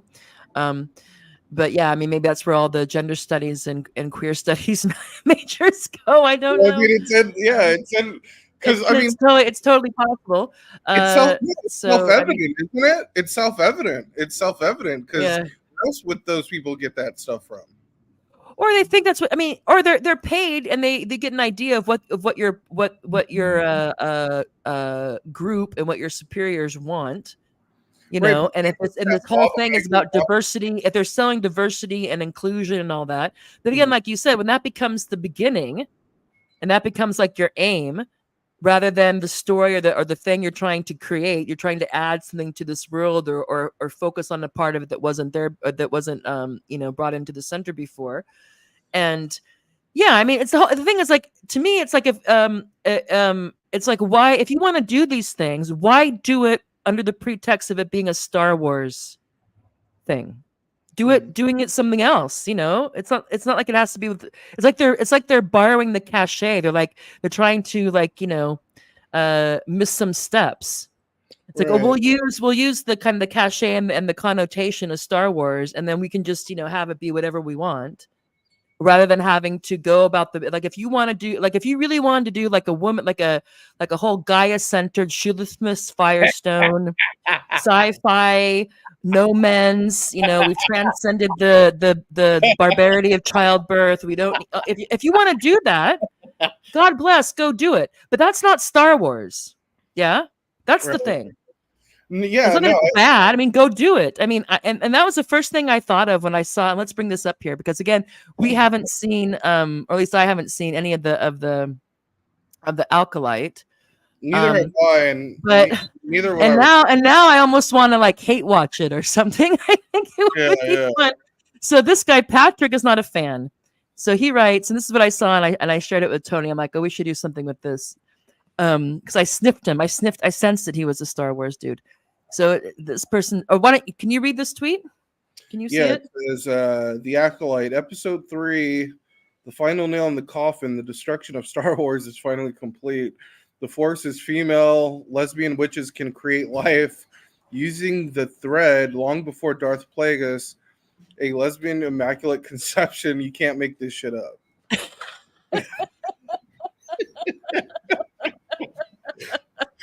This is rest in Wow. peace, Star Wars. Yeah. And so the first thing I thought of, I was like, okay, so fine. Again, if Right. they wanted to explore this concept, why do it within force team it in, or at least again, I haven't seen it, so maybe it works and this guy's just a hater. Maybe he's just a misogynist. I don't know. Yeah. I doubt it, because that word is, but anyway, we'll give Patrick the benefit of the doubt. Okay. I just think he's probably like, what the frick is this? Yeah, then why kind of force team it into this thing? If you want to have this concept, okay. And again, they can do what they want, but the first thing I thought of is I'm like, was some writer like reading Shulamith Firestone and getting all pissed off in college or something? You know? Do you know who Shulamith Firestone is? No, who is that? Okay, well, she was kind of actually both. She was like kind of an extremely radical materialist feminist, but she said a quote, and it's been a while since I read her work, but she said something like, "Look, the point of Marxism isn't to keep the class distinction; is to obliterate the class distinction." So. Our fight against patriarchy isn't to renegotiate the relationship between men and women, but to abolish it. And here's where people have something, they're not wrong when they say that the roots of transgenderism also are found in feminism. It's not just the AGPs and all allegonophilias. She's saying there should be no meaning ascribed to genitalia. She says that in so many words. Yeah? And who else says that today? Yeah, so it didn't start with Butler, but because of but she was more of a kind of a discursive kind of a Foucaultian type of anyway, I don't want to the discursive of gender of who knows what. I don't want to get too much into the woods. Right. But Shulamith Firestone, I mean, she literally was saying like the way that and she would say things like, I'm paraphrasing, Okay. that basically we need to evolve past the barbarity of childbirth, that it's just this idea that, so this to me is like this to me is, I'm thinking somebody, I don't know this, but it wouldn't surprise me if somebody or more than one person in that writing room took their inspiration from Shulamith Firestone. Yeah. So this idea also, and it wasn't, I don't know if it was Dworkin, it might not have been Dworkin, but there was another one who was basically had this idea that you need to have that patriarchy and men are just, the best thing is to have a separation, like a one hemisphere, the other hemisphere. Yeah. So if you have this concept that the force, or this started with lesbian witches who could create life through a thread, whatever that is, without men apparently, and so you have a lesbian immaculate conception. Well, then you don't. I don't know. I don't know if they're birthing these people in pods. I don't know how these people come to be, if they have also evolved or have technology that you don't have to. That women don't have to have, or don't do the labor anymore. But this is Shulamith Firestone. So when people want to say that, oh no, it's wrong to attribute transgenderism to feminism, they're wrong. Now, it's not only that. Obviously, the men who have autogonophilia, or who, for whatever reason, really, who or just like to cross dress or that stuff, that has nothing to do with Shulamith Firestone. Yeah, but there is this strain in feminism, and it didn't start with Judith Butler, and it wasn't all about the discourse. She was coming at this materialist thing that if we want to materially free women, we have to get past. There should be no significance attributed to difference in genitalia, and we have to figure out some way to get past labor being so, and child rearing and labor being so debilitating. I mean, she was not a big fan of motherhood. I don't know if she never had any kids. That thought that only when women can get past this can they really be free. Right. Wait. Yeah, Tara, is patriarchy really going to be over? Wait, Tara, that lady's name is Shulamith or Judas? Shulamith Firestone. Shulamith Firestone. Okay, yeah, I'm looking Shulamith Firestone. Okay, was she Jewish or something? Or? Probably. No, that's neither here nor there, Tony. No, only because I'm looking at her name, because her name is Shulamith Firestone. Yeah, her name is Shulamith Bath Shemuel Ben Ari Firestone. Anyway, if you just look up Shulamith Firestone quotes, you'll see some bangers. Yeah. Interesting. I mean, I look at, those kind of extremes as, And again, thinking through it, thought experiments, and I don't know, fine. But anyway, that's what when I was first thinking of this, I'm like, why would they have done this? Because it's like, okay, it's one thing if you have same-sex attraction in Star Wars, yeah, who cares? But to do this, to make the origin like this, I mean, this is some Shulamith Firestone stuff, which in and of itself isn't bad. It's just in terms of somehow trying to shoehorn this into Star Wars seems weird to me. Yeah, it is weird. And it seems like a middle finger to anybody that cares about it. Yeah, let's dive into this, because that is very radical to put this sort of implication and intent within a. No, I don't know. It's just what came to my mind. Yeah, and let's see what else Patrick has to say. Patrick is not having it. Right, but it is very radical to put such ideas within popular media. That is actually quite a radical thing to do. It's actually very interesting to me because I consider I am an artist, but I don't think I would ever be allowed to put radical left ideas within mainstream media. But for them to allow this is very interesting. Well, and again, audience, I haven't seen it. This is solely based on the clip. I saw a 2-minute clip, and I read part of Patrick's thingamajiggy. So, do you want to go ahead and read it since you're? Why not?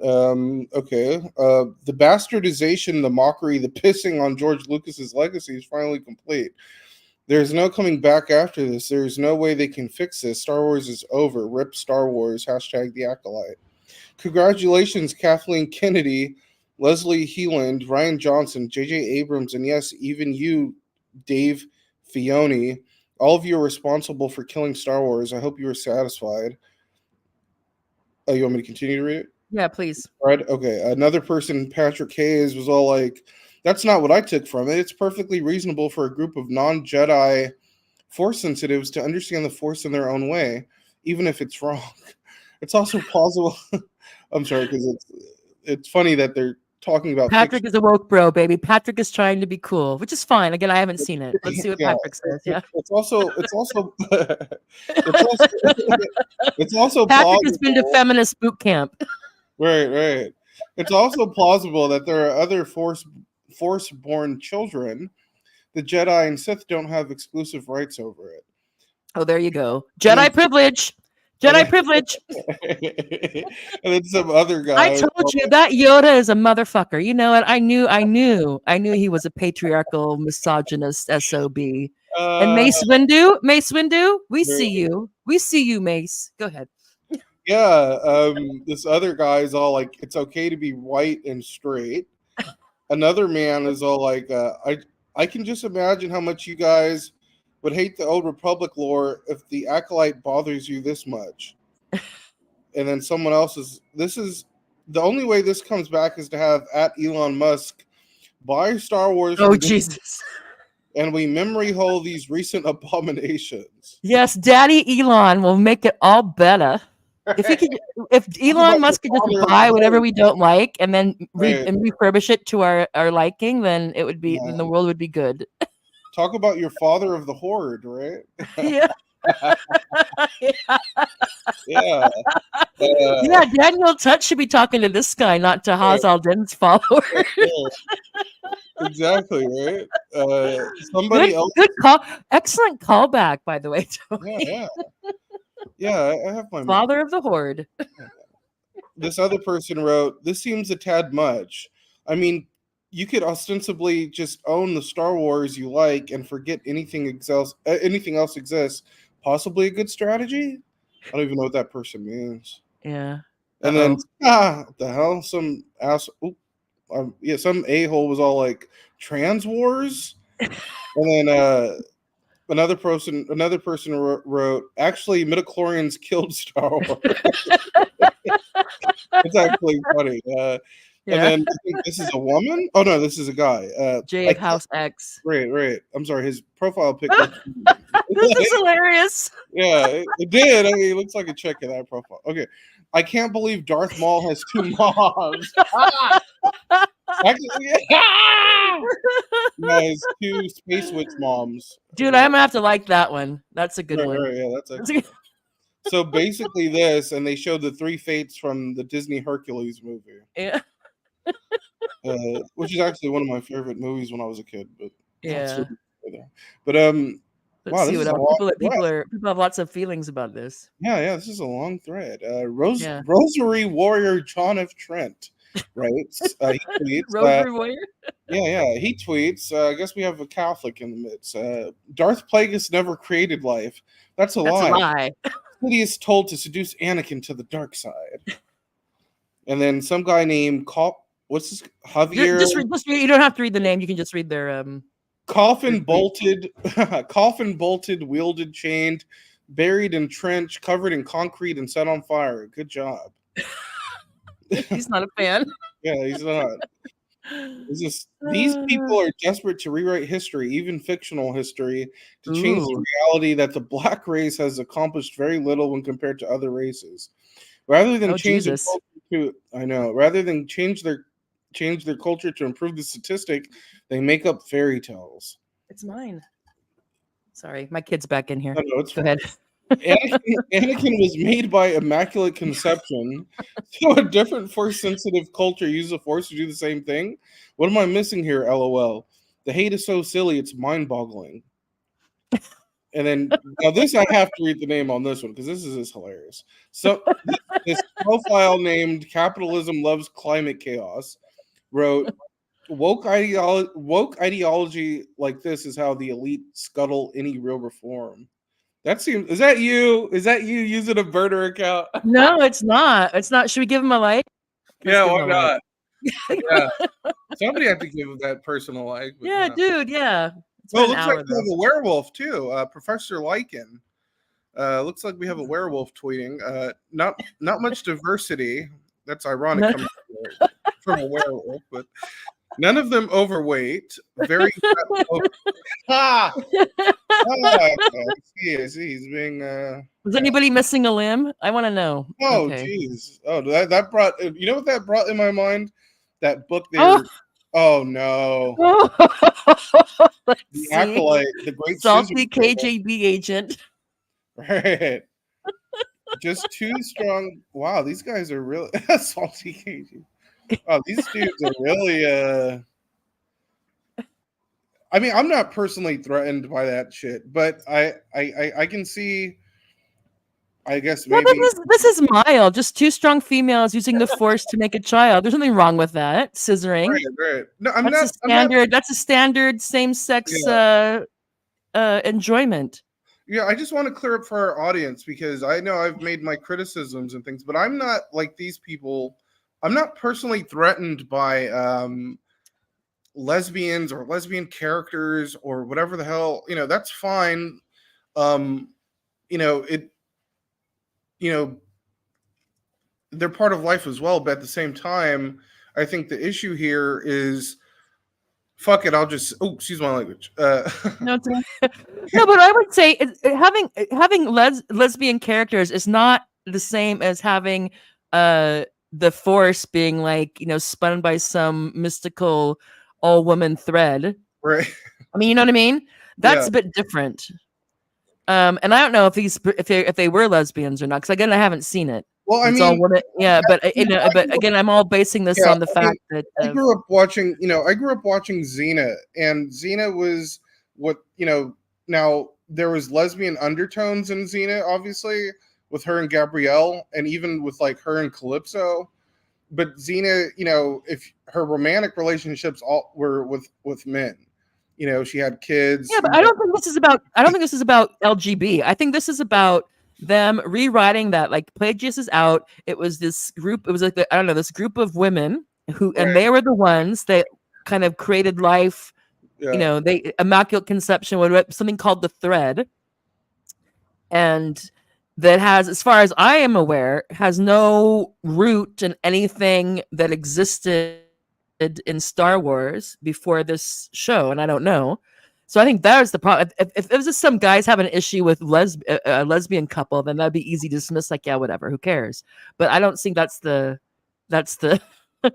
I don't see that being his Right, main criticism. Yeah. No, I get it. It's the issue is like these let's just call it what it is. I mean, these weird sort of values that have nothing to do with the established narrative and storytelling are penetrating how these are unfolding and evolving to what's always been. Now, I don't know if this is, I don't want to generalize, but at least from my perspective, what I've always sensed since I was a little boy is that Star Wars, now it's not, don't want to generalize, but it's It's predominantly. okay. What Star Wars is for you is what Star Wars is for you. And you're a sociologist, and generalization is what you do, Tony.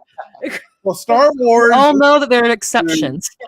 Star Wars is for guys, Like, I've never heard my sisters be all like, yeah, let's go watch Star Wars. You know what I mean? Like There's some girl. I like Star Wars. Yeah, I was Darth Vader. I was Darth Vader one year for Halloween, right. I was Princess Leia one year for Halloween. Ah, okay. So, yeah, I will agree. And Princess they always had a strong female character in there. But Right. yeah, what it wasn't a commentary on sexual on sexual liberation. That's for sure. Right. And I don't know. I don't know. Again, I haven't watched The Acolyte. I don't know what that is. All I know is that the premise is that the Force apparently was generated by some group of all women, and yeah, and that's what people are like. People are like, what? Well, wouldn't that that's interesting? Yeah, I guess that's. And I haven't seen it. Maybe they pull it off. I mean, maybe it's fantastic. I have my doubts, but maybe, or maybe it's just that. Maybe it would stand on its own better if it wasn't trying to shoehorn itself into Star Wars. Again, I haven't seen this. I'm just basing this off the commentary. But I find the choice interesting. And again, the first thing I thought of, and I haven't thought of Shulamith Firestone for probably 25 years. Okay.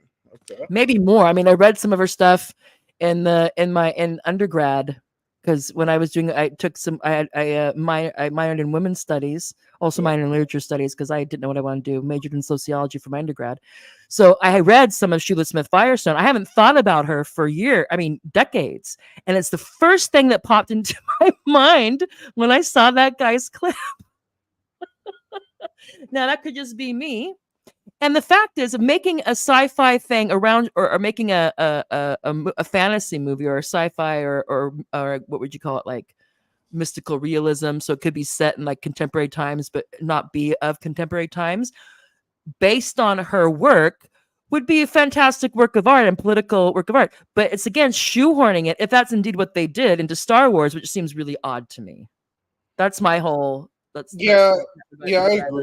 agree. I mean, yeah, it is very odd, especially like, you don't like something. Not everything should be or can be totally rewritten. Yeah, not everything. Yeah, not I like. I mean, this goes back to how I guess drama and tragedy was conveyed in ancient Greece. Because if I'm hold on, Tony. We have to finish this, because now people are really are using this as a pretext to get their own digs in. So Crypto Cat says conception without a father. Crypto Cat before. No, but read conception without. You didn't read this one though. Oh, okay. Conception without a father is acceptable to you, but not with two females. Thank you for exposing yourself as a misogynist. And by the way, that's not what a misogynist is. We'll leave it at that. Another person. Words mean whenever we want them to now, so who knows? Yeah. Another person wrote, "Well, Darth Plagueis had to learn it from someone, I suppose." I haven't watched any of this. Here's what it is. Here's what it is. That asshole took it. He appropriated this. He appropriated this power from these women, and then probably killed them all and said that it was his, as the dicks do. Hello. Again, I'm looking at you, Yoda. Anyway, maybe Yoda did it. Maybe Yoda did this whole femicide. Yeah. Wait, somebody. And we just think that it was all mainly dudes. you know. But actually, no, it was these women, and this history's been totally erased because of the patriarchy and all that. They can't, again, like just like how witches were treated, you know, they had to be put under the thumb there. So again, I can see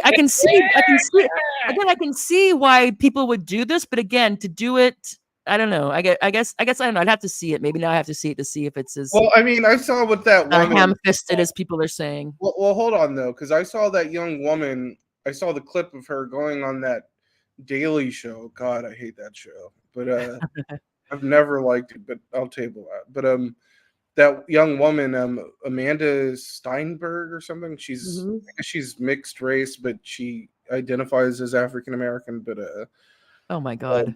Okay. No, but I identify as a cheese sandwich. Well, this is where the hilariousness comes in because she openly said that, you know, she wanted to disturb and disrupt, I guess, the sensibilities of quote unquote white men or white people, but then her dad is white, and that's where it's weird because it's like, was she the one who was playing Snow White but was ripping on Snow White? Was that the one? No, that was that young woman who was in West Side Story, the remake of West Side Story. But no, the woman who I'm referencing is in. They're just parroting what's in the milieu around them. Yeah, you know? yeah, and cool thing to say. Like that's where. But I'm going to be honest though, because that's where I personally get uncomfortable because it's like I don't like me personally as a human being. I don't like when we talk about ourselves as black, white, when we do that because it's like. You're creating you're trying to provoke violence. You're trying to provoke violence.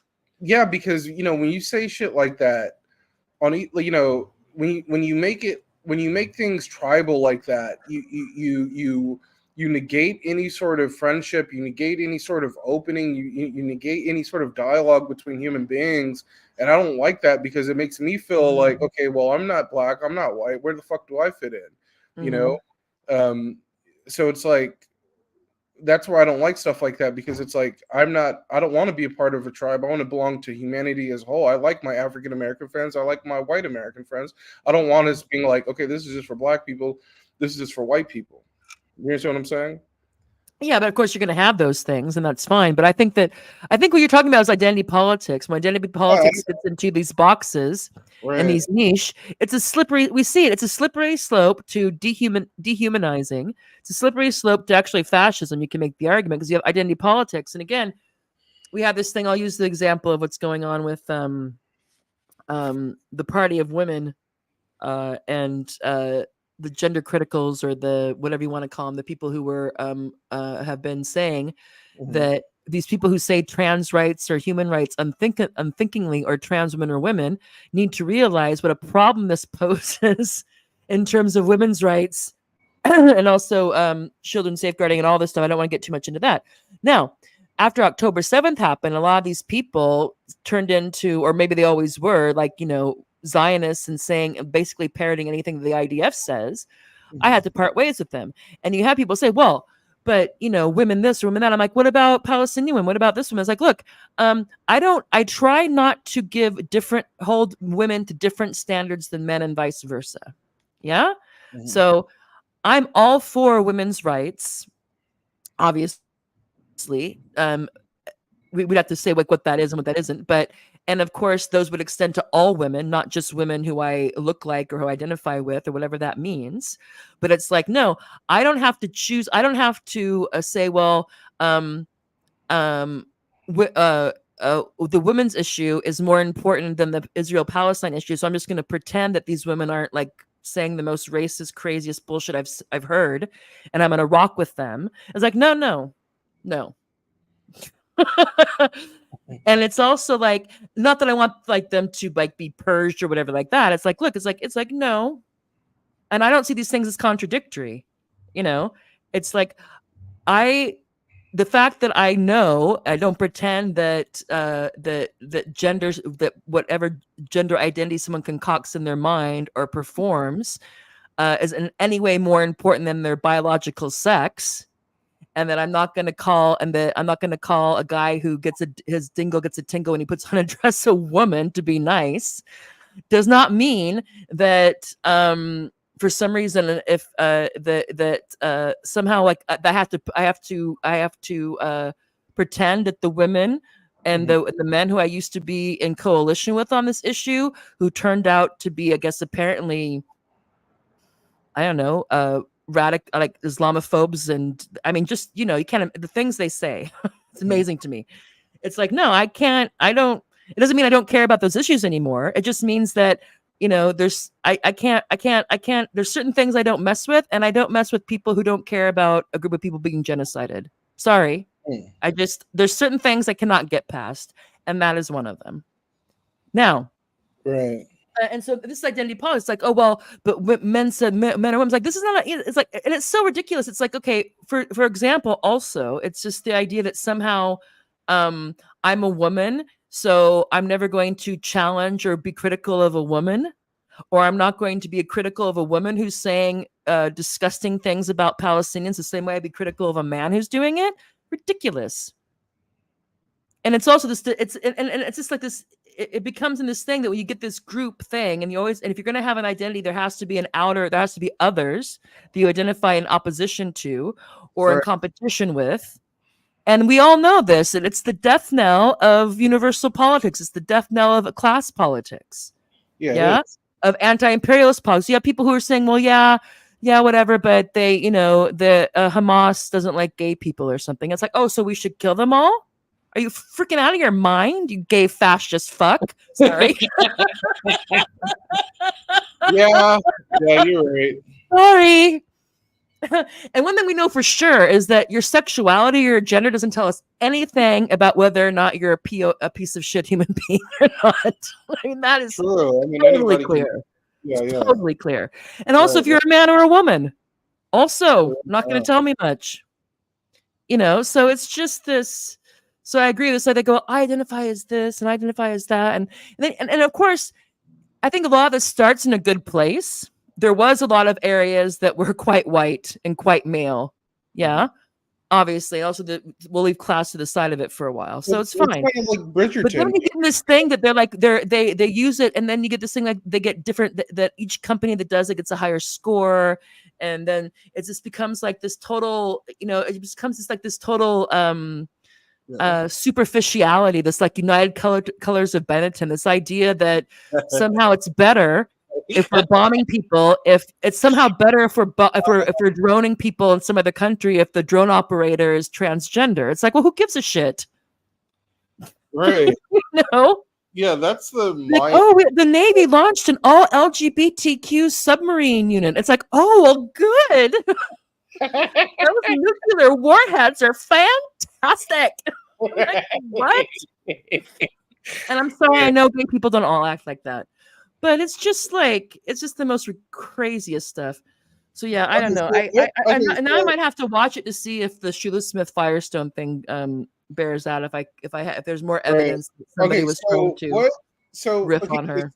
These are very interesting conversations that we're having, and are always they're always there on the periphery, especially on X, and in the social sphere of conversation. What bothers me about these things is that I don't like how, and this is my socialist inclination, is like, this is what bothers me to our audience about this stuff, is that in our country specifically, now I can't speak to anywhere else, but in the United States, I don't like how we attribute social justice, fighting, putting all of our mental and spiritual energies into fiction and fictional characters, and waging these quote unquote cultural wars over fiction when people, are homeless on the street, rent is high. Like, this is what bothers me always about this kind of stuff, is like, well, it's very bougie. Yeah. And I remember telling a professor of mine, I told her, I was all like, well, it's become this thing where it's like, well, Miley Cyrus teaches us how to be nice to gays. And it's like, And Was it's like, it not before? yeah, so it's like me personally, how I look at this stuff is like entertainment is entertainment. I love sports. I'm more of a sports person than I am a TV show guy, but like entertainment is entertainment, and I want to leave entertainment out of real life. We need to, and this is what I believe in our country. We need to stop arguing and putting an inclination towards social justice on fictional characters because it makes us look like complete idiots. Like, please, can we deal with the woman who's down the street from where I live that worked at Amazon? It's what you're telling me is that because the last, what was it? It wasn't the Avenger. Was it the Avenger? I can't remember. There was some superhero movie, and the superhero was a Indian American girl. Yeah, I've never heard of that. Yeah, what was it? It was actually quite good. I don't have a problem with stuff like that. No. I mean, and again, here's what I'm saying: is I don't have a problem with it, but the people who are getting by fine economically in our society, they see that as like the final frontier. Yeah. So if the TV programs and the bank I go to and the company I work at, if there's like a nice spread of diversity, then that makes me feel good. Yeah. And it's a good thing. Diversity isn't a bad thing. I mean, if you make it totalitarian, it's a problem. But then inclusion becomes exclusion, but that's another Hegelian thing for later. But it's the idea that somehow when the appearance matched a certain idea of parity, then somehow it's all good. We don't have to worry about the economy, or inflation, or jobs, or housing, or the possible sea level rise, or whatever it is. So the ABCs, anything but class. Yeah. Right. Gender, fantastic. Religious diversity, fantastic. Any kind of sexual proclivity we can turn to a marginalized identity, fantastic. But class, actual structural changes that would actually require real change, and that becomes a problem.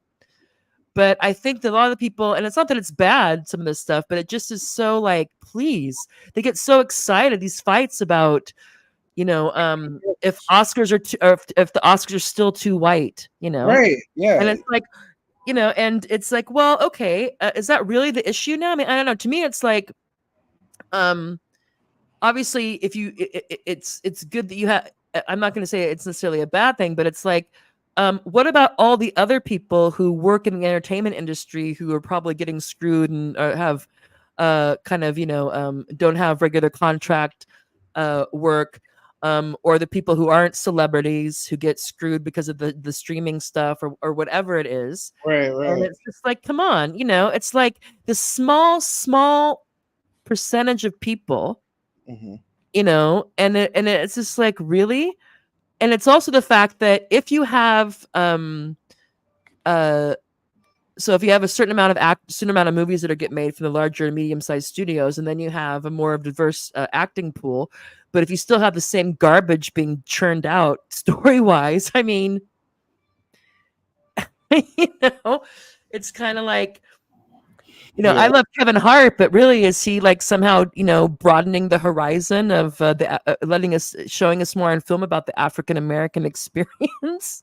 Right. And of course, what one person or even anybody can qualify to say such a thing anyway. But it's just it is odd, and it's easy. At the same point, it's easy. It's kind of easy, but also it's amazing how much passion and enjoyment in a psychoanalytical senses can churn up in people debating and fighting about this stuff, including us. Yeah, that ties in. I enjoyed those comments. Right. Yeah, that ties into. Like, so Darth Maul has two moms. Right. Which one of those books about they have for young kids about. Susie has two moms. You can imagine like the Darth Maul version. Darth Maul has two moms. You know, Hey, how don't get how to be a prepubescent Sith with 2 moms. You should have heard my sister on that when LAUSD was promoting like that stuff, and was going to be teaching my niece, who was at the time in kindergarten. This was like a year and a half ago. Teaching my niece about non-binaries and all that stuff. And, Yeah. And then like they had that book that they were promoting. You know how in elementary school they have book fairs? Yeah. They were promoting that book with amputee women scissoring. Like, oh, it's crazy. It was yeah, crazy. that's not. I made it.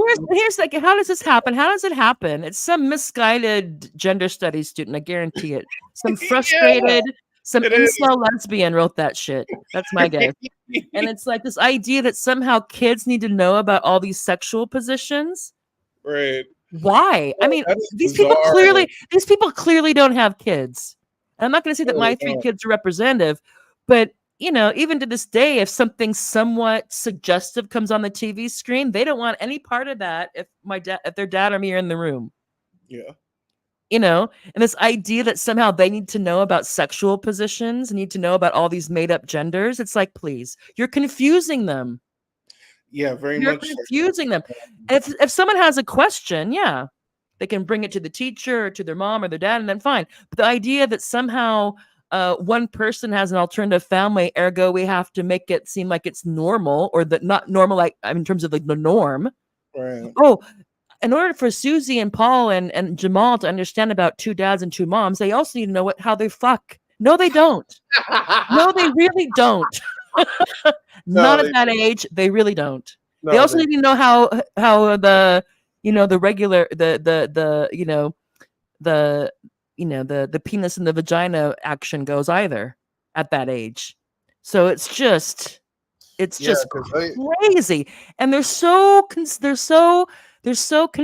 that they're on some sort of mission to liberate children. It's like, you sound like a map. If someone comes and talks to me about how they want to liberate my child's sexuality, and they're 10, I'm gonna kick him in the fucking face. That's what I'm gonna do. No, I'm with you on that. I mean, literally, I'm not literally, but I'd be like, seriously, are you like a perv? Why do you want to tell my 9-year-old about sexual positions? Exactly. Yeah. Or masturbation or anything like that. They know. They find out. I just say, look, that's your fun spot. That's yours, but you do it away from everybody else. And I don't need to talk about it anymore until you're older. That's all you need to say. I don't understand. And this ties into the Star Wars thing, because it's like, I have respect towards those sexual minorities, but that's their business, how they live their life. Also, just because something is a minority doesn't mean it's good.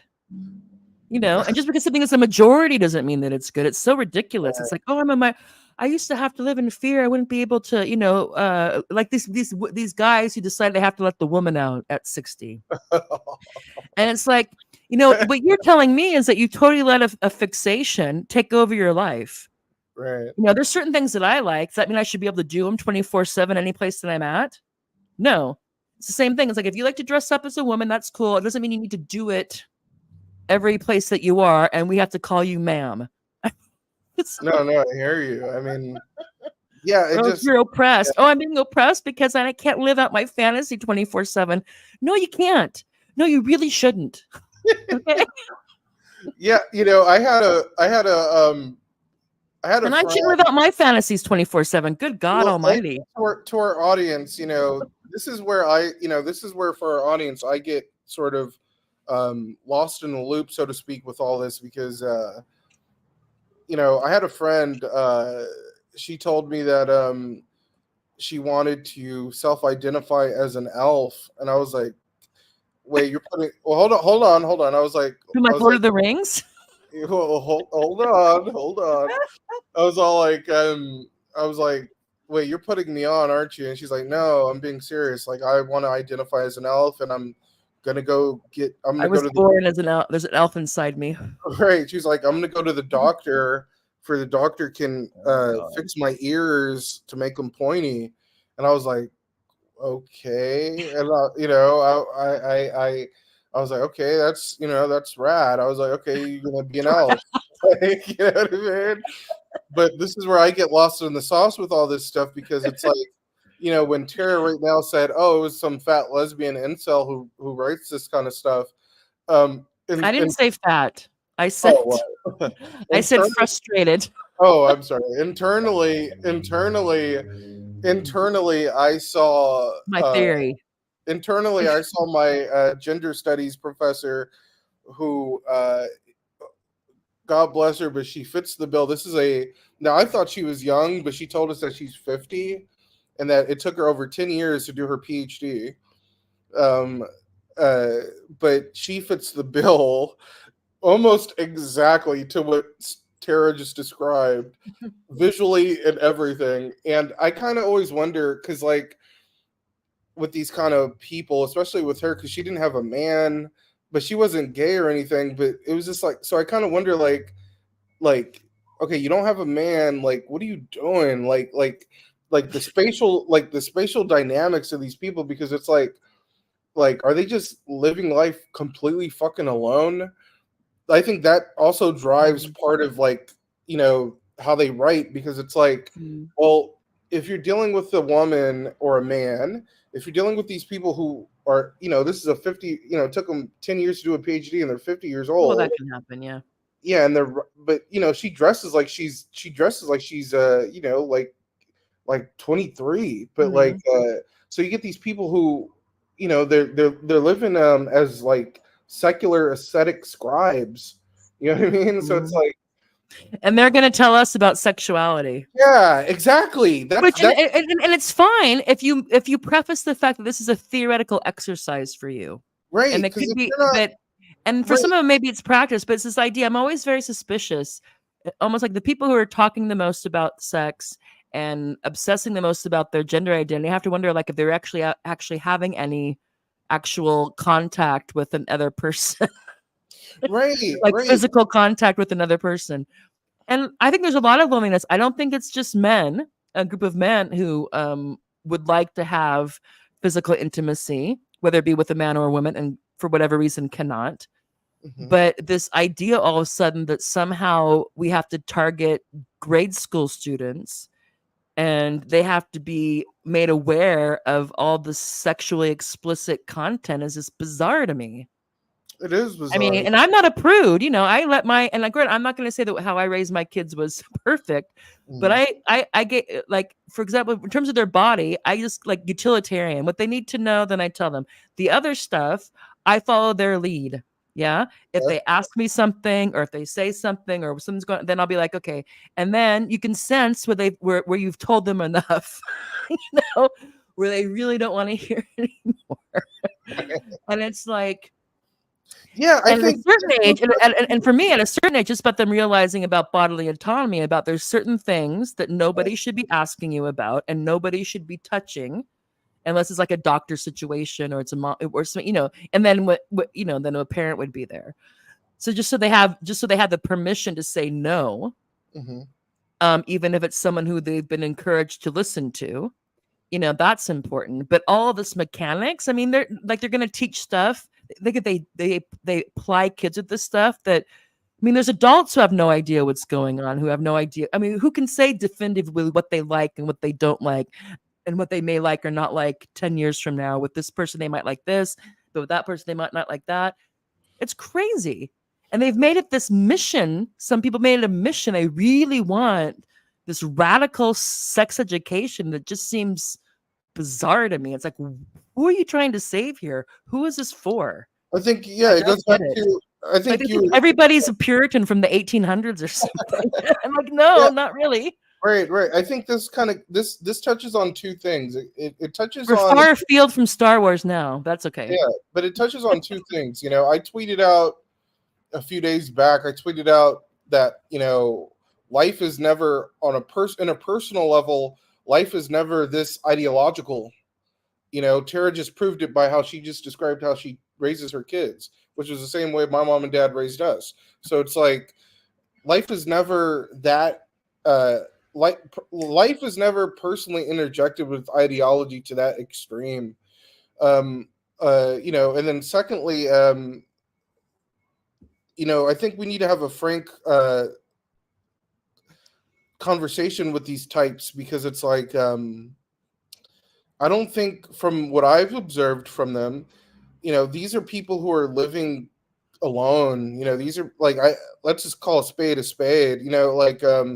These are no, these are fully grown adults who don't have sex. Don't, from what I've observed, don't have a boyfriend or a girlfriend, aren't married. So it's like, y'all are writing all this stuff, but it's like, where's the practice? Yeah, where's you become like a secular, you're becoming a secular caste of scribes or priests, you know what I mean, for this gender. Well, and also just as a side note, this idea that to encourage kids not to be homophobic, you have to tell them all this stuff. It's like, no, you really don't. And again, people's kids are different, places are different. But when we were in Holland, there was two families. There was two kids in in their first, like in the first and second grade. It was a joint class, so my two girls were in the same class. There was two kids there. One of them had two dads. Yeah, so one of their dads was gay, and one of them had two moms. You didn't have to go all in and out. You just had to say, well, some people have two dads and some people have two moms, and you give them a bit of information, and the kids were like, okay, fine, whatever. You didn't need to tell them what happened in the bedroom. It just wasn't necessary. And you just model it. It's like, it's okay for me. I have no problem. It's like, yeah, they have two dads. You have a mom and a dad, whatever. It wasn't like, anything like that. And they were like, okay, yeah, fine, whatever.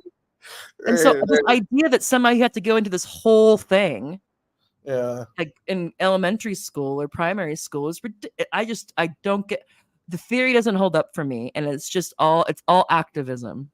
True, and they're convinced that somehow I don't know. They're convinced that somehow this is going to be better for these kids, and they have no evidence of that at all. No, it's just going to make them utterly confused, because I think if somebody would have told this to me and my sister, my sister who's 2 years older than me, and then my sister who's 2 years younger than me, when we were in elementary school, if somebody would have told me in third grade when I was 8 years old and showed me a book of amputee women having sex, that would have been that would have been. I know the book you're talking about. That would have been that would have been traumatizing, because at 8 years old, I'm playing with toys, I'm watching cartoons, I'm not thinking about stuff like that. I'm watching Digimon and Power Rangers and all that. I'm watching that. Trying to muck around with people's developing sexuality at that age, when it's really like, I mean, at that age, yeah, you have parts of your body that are that respond if you touch them. Yeah. But other than that, yeah. I mean, unless you're in a bad situation that you're being, sexually exploited or abused, yeah, you have.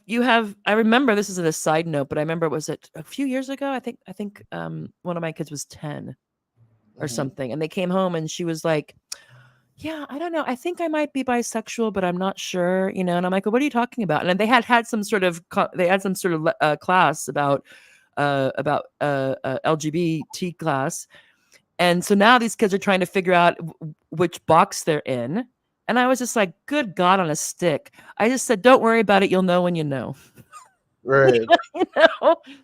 You'll know when you know. Yeah. So don't worry about trying to stake a claim. It's so weird. It's like, where they have to say their pronouns now and their sexuality. It's weird. I'm gonna raise my hand and call like a brief timeout on that, because now, like, I have like conservative type of friends who have kids, and they tell me this stuff, and I never really fully believe them. But now, after you said that, I have to admit that makes me uncomfortable. I don't want my daughter. Why is she having to think about this at 10? Yeah, she was not thinking about this until they planted that in her mind. Oh yeah. See, that's what I mean? where I would have to go speak to the principal. You know what I mean? Now she's like, "Oh, I don't know," and I'm like, "How do I know?" And I'm like, "Oh, good God Almighty." Yeah, that's what It's like how you know that you like broccoli or you don't. I mean, like don't worry about it. I mean, she hadn't even had any kind of boyfriend or girlfriend or anything like that. It was so ridiculous. Right. Yeah. Yeah, I got to call timeout on that. I have to admit that would, if I had children, I would not be okay with that. I would, go to the principal and make a ruckus. Like, you're not teaching my kids that kind of shit. I'm sorry, you're just not. Like, Yeah. Well, it wasn't really teaching. It was just like introducing it, and then they're gonna think like, "Whoa, what am I? Am I?" Of course, they're gonna think that. yeah, it's And then it messes with them like, oh, well, I have friends and I like them, but do I like them? I mean, I think they're pretty. Does that mean I'm gay? And it's like, oh, Jesus Christ. It's like, I'm like, and I just, and fortunately she didn't, I have one kid that obsesses on everything. She didn't obsess too long. I'm like, look, I go, if that's what your sexuality settles into, fine, but don't worry about it. You'll know what you like when you'll know when you know. Yeah. So, and of course, so, but it was just really like this somehow this, probably like 24-year-old teacher and whoever designed this curriculum decides that they need to introduce these concepts to these kids. Well, you guys didn't get without thinking ahead about what it actually means. They didn't send you and your husband a letter or anything?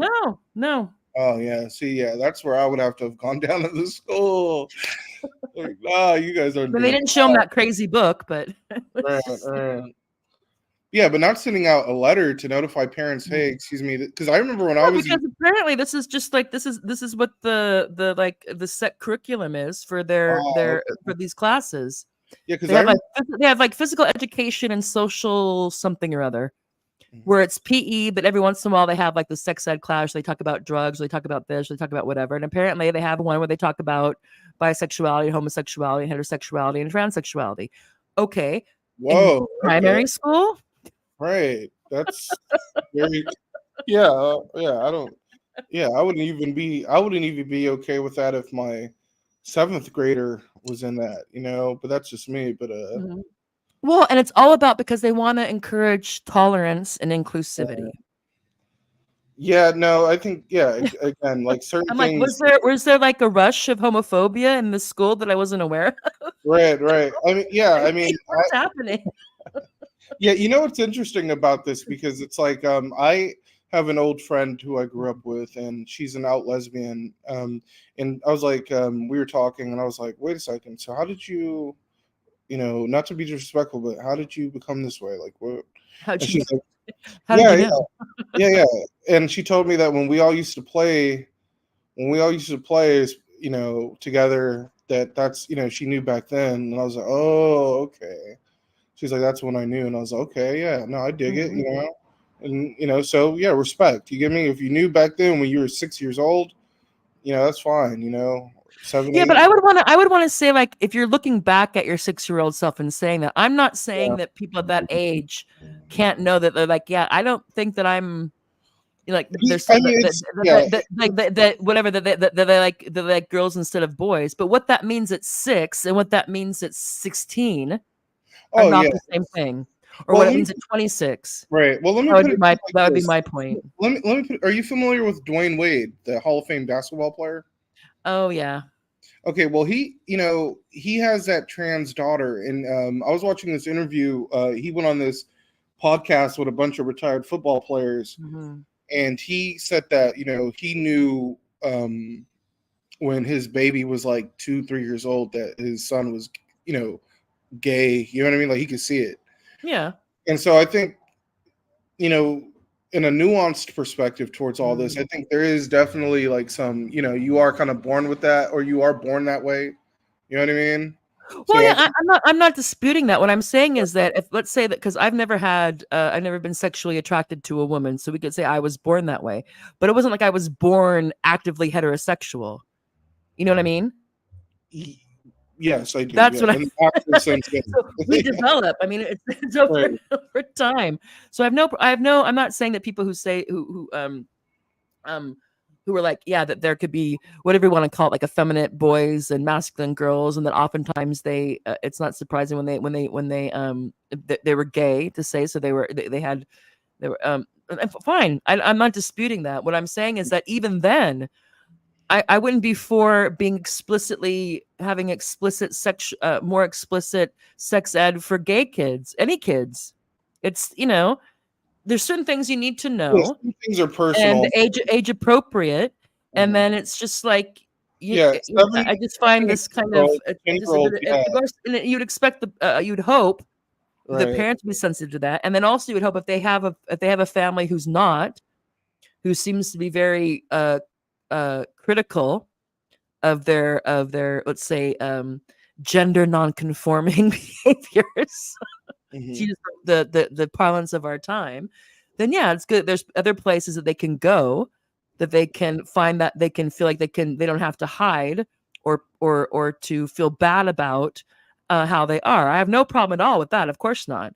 But that's different than being really than trying to think that we need to have more explicit um, sexual education or gender education, whatever that is, at younger ages. I think, and again, I'm not an expert, and of course, not all kids are the same. But in terms of when to introduce things and how, and of course, I'm totally against this idea about people picking their gender and what pronouns are you, and asking people that, especially kids at a younger age, is really messed up. Because it's like, no, if you're a guy, you'll always be a guy, and if you're a girl, you'll always be a girl, regardless of if your what your personality or proclivities or idiosyncrasies or sexual preferences are. That's not going to change. So this whole thing about gender is just bonkers. But in terms of there being like 40 of them, I mean, it's like whatever. If you want to turn everything into a gender so you can make yourself special, or for so that a market can market to it, then whatever. But please, Goes there's back to only two. We only come in two types. We come the in two benefit types, people. commercials. Yeah, yeah. You know, it's interesting, And within those two types, there's a tremendous amount of variety. right? You know, it's interesting. And that's cool. Yeah, Yeah. last semester in my cultural anthropology class, this trans man took a liking to me, and I would, me being the respectful, but Now, also when you say trans man, you mean a woman who identifies as a man, yes, yeah? yeah. Okay. Okay, so you know, I'm a charismatic person, but I'm also very cavalier, and I make my jokes, but he took a liking to me, and I turned around to him, and I was all like, because I remembered my education when I went to that lesbian nightclub and all that stuff, and I was like, oh, pronouns, and he had a big smile on his face, and it's respect, and he's all like, oh, he, him. I was like, oh, okay. I was like, oh, I'm sorry, what's your name? And he was like, oh, Jonas. And then from that point forward, I would call him Joey. Yo, Joe, what up, Joey? Yeah. I was like, Joey, like, what up? And I would talk to him. I would talk to him like a like a man. You know what I mean? Like I'd like talk, but no, but this was a funny thing about that shit. Like, you're right about, and like you really can't fake the funk. You're born a man, you have that shit in you. You're born a woman, you have that shit in you. And when I would be around Joey, it was just, the impression I got was just a woman cosplaying as a man. Really, like because there's a, like, when I'm around men, the conversation is, you know what I mean? Like, Yeah. I have so, a son with lots of interesting friends. So yeah. yeah, so you can't call yourself a man if you don't have that in you, and she didn't have that in her. She was a woman. You know what I mean? But but that's what was so funny about it all. But she's cool, shout outs to Joey, you know what I mean? Like, Yeah. but that was a woman cosplaying as a man. And it's funny too, because she wanted to come with me to, now we're gonna now we can segue into the church. She wanted to come with me to that church, and I was like, no. I was like, Okay, hold on. So for people who are still with us at 2 hours and 41 minutes, we were talking about the kerfuffle over the alkalite, and the origin of the Jedi, or the force babies, I guess. lesbian witches creating life from their weaving. So immaculate conceived from a From group their of weaving. women with something called the thread.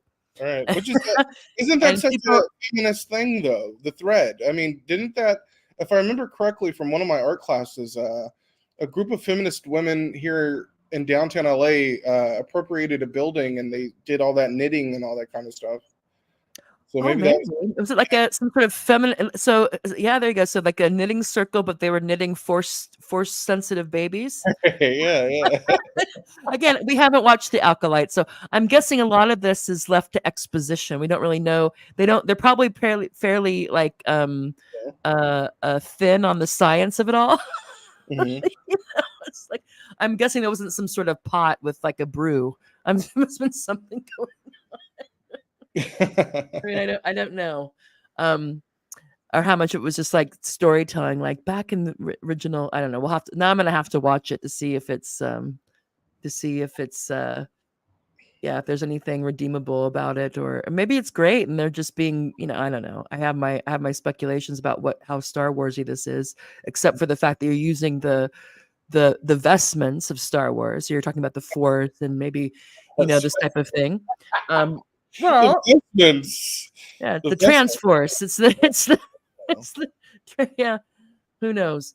But anyway, and then we veered off into this whole thing about sexuality and sex ed, and how there's activist sex ed teachers who seem to have very little sex, but want to teach. Which I actually think want to liberate the young ones. So they don't have to be. They don't have to be.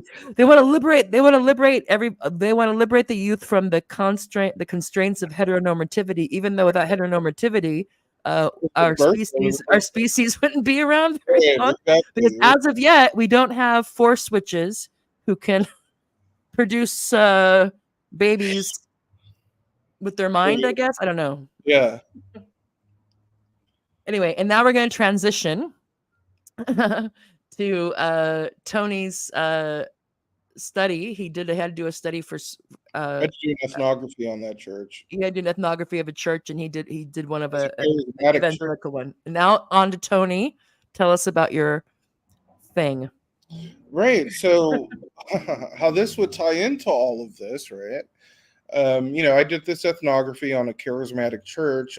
Specifically, when I would ask them what denomination they were, they would say, "Oh, we're non-denominational." I had to do some Googling and kind of kicking around to see what sort of they belong to, but essentially they belong to an evangelical tradition. But what makes them unique is that they're charismatic. So by that is how they sort of attract the sort of hip young sort of audience, because they tell people basically that they can cure cancer by touching you. They can cure, they're faith healer. There's faith healing going on. Yes, that they can. Plot twist. That they can. Hopefully this person never watches this, because I don't want to betray this person's We're not going to say any names. Right. Somewhere in LA. Yeah. One of the people felt like they could speak to animals and have an animal or have God manifest an animal to them to sort of brighten up their day. Can you say more about this? Huh? Can you say more about this? So you were at this church, yeah? Yeah, it was okay. So right, so this place is very, very posh, mind you, like very, very, very posh, to the point where like I would have to come really dressed, like head to toe, like really dapper, Mm-hmm.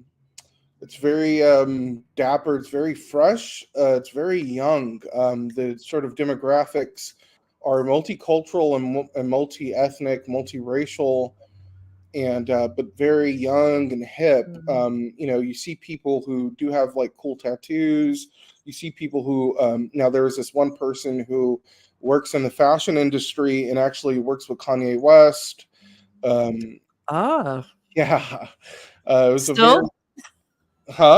Still? Still, yes. Oh, awesome. Well, good for her. This person actually did Kanye's latest album, Vultures. This person, this person actually helped with the photo shoot. And this wasn't Kanye's church that you went to.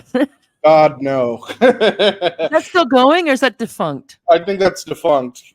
He's moved on to pornography, apparently. But Yeah. But But yeah, so Pay the bills. yeah, so the demographics were very interesting in that way. They were big on sort of creating what they call a sort of first century sort of aesthetic of Christianity. And by that, they meant sort of making it very holistic and sort of where they would sort of break into what they call house churches, where they would have like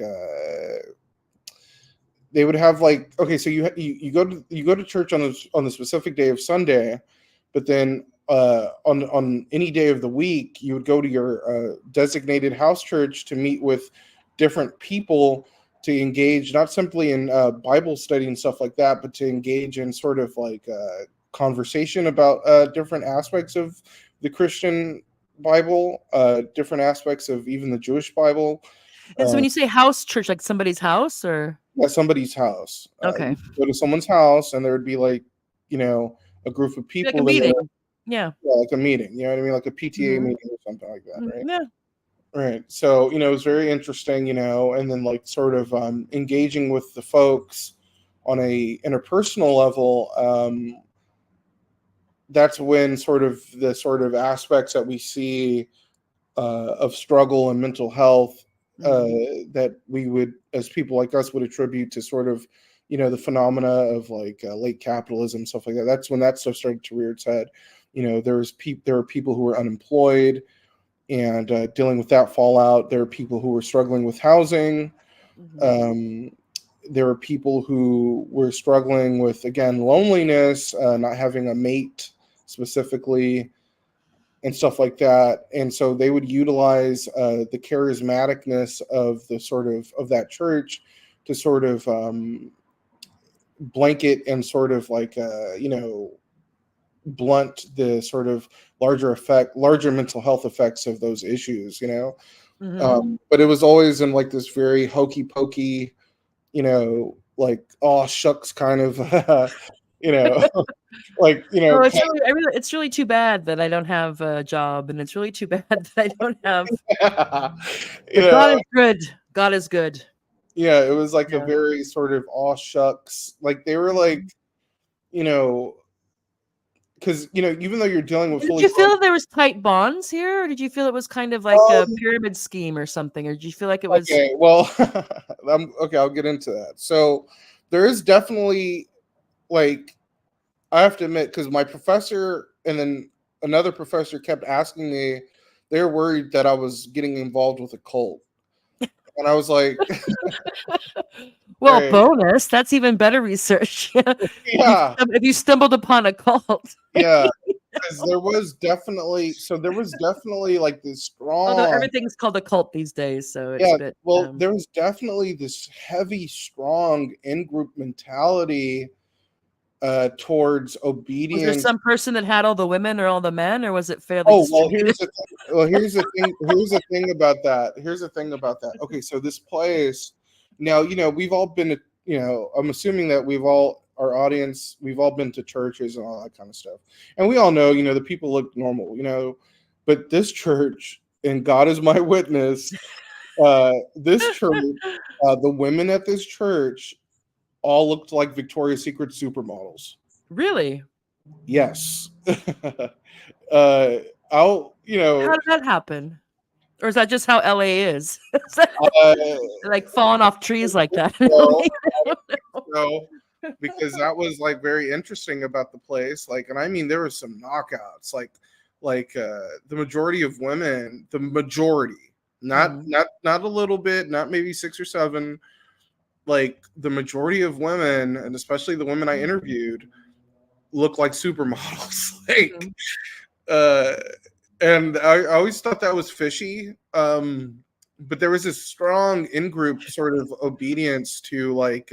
Okay, but these people, let's pick one of these women's stories. How'd they end up being part of this church? Because it seems like a new church, yeah? Or is it like a reboot of an old church that's trying to? No. It's a new thing. It was started by the main person in a basement in a town. I can't go into specifics, but it was started in a basement in a coastal Californian town.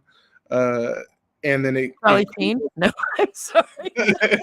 it grew. I guess it grew from there. It grew from there. Apparently, they started to sort of attract people within their local community, and they just started to grow like wildfire. Okay. Some of the background of these women were very, cosmopolitan. Well, there's no reason why beautiful women can't also be religious or be attracted to. But I mean, to that extent, I mean, like this is evangelical sex. Right. Sex. Yeah, I mean, I wish. Yeah. I wish you could have. Yeah, I wish you could have. Man, I wish you could have been there, because you would have been like, okay, yeah, Anthony, he stumbled onto something here, but like. Okay, well, I don't know, because if you're in this house church and you're surrounded with Victoria's Secret models, you might not have been. You might have been too preoccupied. Your sociological imagination might have been. Well, might have been affected. No. The one that I attended didn't have any sort of overtly attractive women in it. But the specific house church, but so some of the background of the women, they were women who were in business, women who like there was this one woman, I actually was attracted to her, but so this is actually a funny story. So okay, but we don't want to, but hold on, let's keep straight here. Right. So like in terms of what would distinguish this from, if someone just thinks, okay, it's a evangelical church, so what do we think about that? It's like that's very excited, like born again, and they're walking with Christ, and there's like, maybe do they speaking in tongues? Are they? No, there's no tongues. It's more like no, it's not. You say evangelical, then that's different than from like Baptist or Protestant. Yeah. No, they themselves say non-denominational, but okay. But the vibe, the presentation is very hipster. Like the pastor wears Michael Jordan tennis shoes. He talks about hip hop music. You know what I mean? Like he looks like the. So what's Christian then about this church? I guess what's Christian about it is they do sing Christian, like they have a heavy emphasis on Christian rituals and symbolism. They proselytize, they genuflect, quite openly. They'll fall to the floor and genuflect, and that's part of their praising, I guess. Okay. Yeah. I mean, would you say that there's this incentive, and of course, there. Even if you're not religious, or if you're not really religious, if you're in a space, I think this is appeals to. Oh, okay. Well, I think this is why so many people are specifically with that place, because it has there's many people that are coming there now.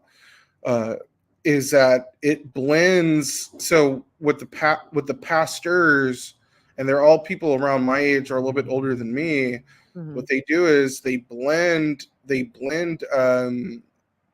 traditional sort of sermon, but it's not necessarily heavily emphasized. More so, it's sort of augmented by an acknowledgement towards secular reality, if that makes sense. No, but I'm still confused here. So if you have a sermon, are they talking about, what are they talking about? They're talking. They're still the guy's talking and they try to address it within Christian terms. Yes. Yes. Modernized. Is that what you're saying? But modern wise, but like the guy was he was talking about mental health. He was talking about even social economic issues, to the point where internally, as I sat there, I was like, oh wow, he sounds like a socialist. And it's like, well, Jesus wasn't socialist. Yeah, no, he wasn't. I mean, he didn't use that word, but No, but it was approaching socialist. Jesus certainly wasn't a capitalist. I hate to break it to people. Now, capitalism and socialism weren't concepts either intellectually or in practice at that time. But if you want to look at what that is, and then you want to look at what Jesus did, Jesus was not a hedge funder. Anyway, go ahead.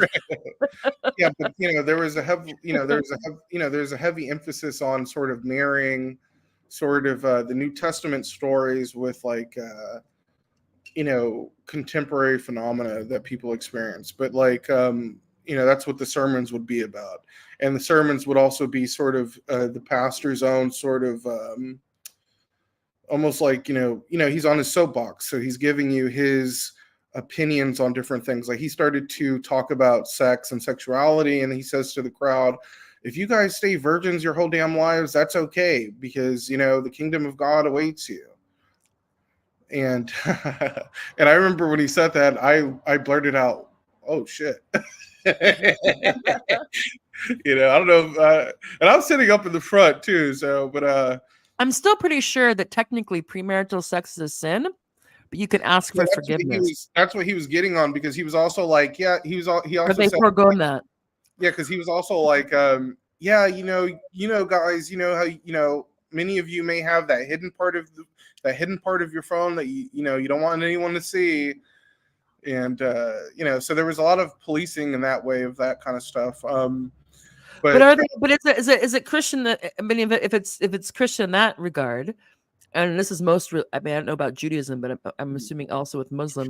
They also premarital sex is not encouraged. I don't know. Is it still like is it still like a sin, or is it just not encouraged? No, it's. I mean, in this church, I know, like in Christianity. I would say that it's not encouraged, because the sort of ideological framework that pastor and some of the other pastors are presenting specifically at that church, and I'm going to be honest, why it was on a personal level sort of appealing to me, especially when you have all these beautiful you have all these all these gorgeous women who are single and want to get married. The sort of framing was that, okay, you guys want to fuck. Get married. Well, so but let's be honest, that was a part of it from the get-go, is that people want to do that or feel the need to, and you also have the babies that come with it, and so that having some sort of covenant between the man and the woman whose union can produce children makes sense. I mean, no, it does, and it's not like there's not a practical reason for it. Right. But now with birth control and all this stuff, and how we've been encouraged, at least in some countries, in our country, to that somehow if you're not getting it on all the time, that you're somehow missing out. You're not living your life right. Right. I don't know if they still have these things. I don't buy these magazines anymore, and I'm sorry, this is a tangent. No, go ahead. I remember, like, also they probably still, like, with Cosmopolitan, maybe like, how to have multiple orgasms, and like have these surveys like, okay, do you have one orgasm per sexual encounter? 2, none, and of course the underlying message is if you're not having an orgasm every time, then somehow there's something wrong with your sex life. Mm-hmm. And I'm sorry, ladies, unless you're really super lucky, nobody has an orgasm. Not vaginally. Anyway. Shit, listen to her. She's keeping it real. Yeah. That's true. No, oh my God. And what pressure? Like, who wants that pressure? But anyway, no, but you know what I mean? There's this idea that somehow, and also this idea that if you're not totally exploring every facet of your libido, that somehow you're, I don't know, not a good, I don't know what it is. So it's interesting now that maybe there's just coming back around, especially since it's interesting if you have these women that you're saying that a lot of the women that you saw who were members of this church were quite attractive, very attractive is what you said. But they apparently are wanting, I'm assuming part of the appeal to this congregation is to find men who are interested in monogamous relationships, or interested in more than hookups. Right. Yeah, that's actually what was also discussed towards me personally. But are the men there? Are there any attractive men there? Yes and no, but not to yes and no. Not to the degree, like, I mean, I could be but honest. Not as many as the women. No, but there are attractive men who go, okay, yeah, he's handsome. Oh, yeah, he's well, cute. No, I'm not. Obviously, I know. Like, I can tell if a woman's attractive. Doesn't mean I want to do it. I'm not trying to get you to be right. No. I don't even. Yeah. No. If someone's like, oh, okay, yeah, Like, so like, there's also like a lot of young married couples, and so you'll see like literally, like I saw this one. She was gorgeous. I actually called her to my CI. My confidential the person who was my confidential informant. I told my confidential informant, I was like, oh, that woman. I was like, yeah, she was like a Christian hippie babe, because that's. but her man was a complete if I had to rate him 1 to 10, that guy was like a 4. You know what I mean? Like, smart lady. Yeah, well, yeah, I mean, he had to have been laying down some pipe because I'm sorry, because I was looking at them, I was like, what the fuck?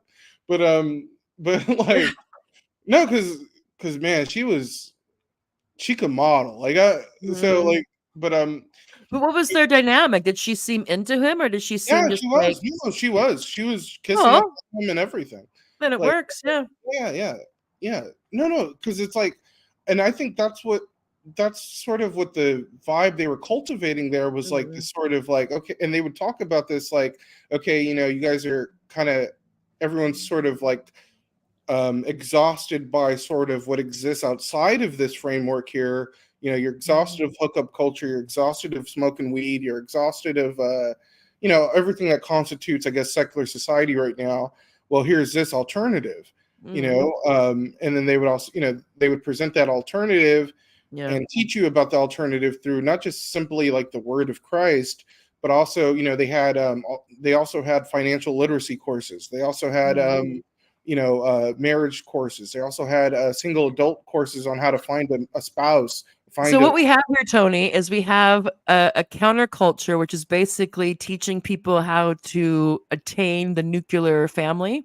Yeah, that's what's yes, because we'll teach you how to find somebody. Yeah, that's exactly and date them and have it not all be about the whatever, and then also budgeting. Yes, because Tara, God is my witness. Tara, well, good. That's exactly what the sort of trad is rad. Yeah, that's what it was. That's exactly what it was. And I made this remark to my CI. I was all CI. You sound like a wire.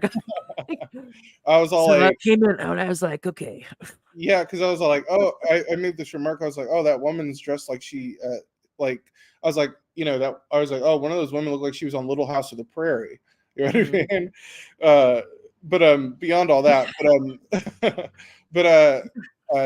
there was a bunch of so you have these young married couples, and they, as a person who wants to get married, like they had all, like, they looked like that whole the thing that the lifestyles that they were presenting were very appealing. And you had like a bunch of little brats, like a bunch of children there too, like little brats of, because like not just that, because not only, and this was also kind of what made me weary of like maybe dating someone from there, because it's like none of like some like one of the women told me personally that like if we were to hook up or whatever, that she doesn't believe in contraceptives. And I was like, oh no, well then we can't, because I don't want to, I'm not trying to have a kid with you. You know what I mean? You're not mother of my children material. Nice, Tony. But like, so here's the thing, right? So they are presenting this sort of countercultural, traditional lifestyle, but like that means that you do have this sort of contract where, you're having, you're having sex, but you're having sex without any contraceptives. So a lot of the women, well, there's stakes involved. Then there's stakes involved. Yeah, so literally.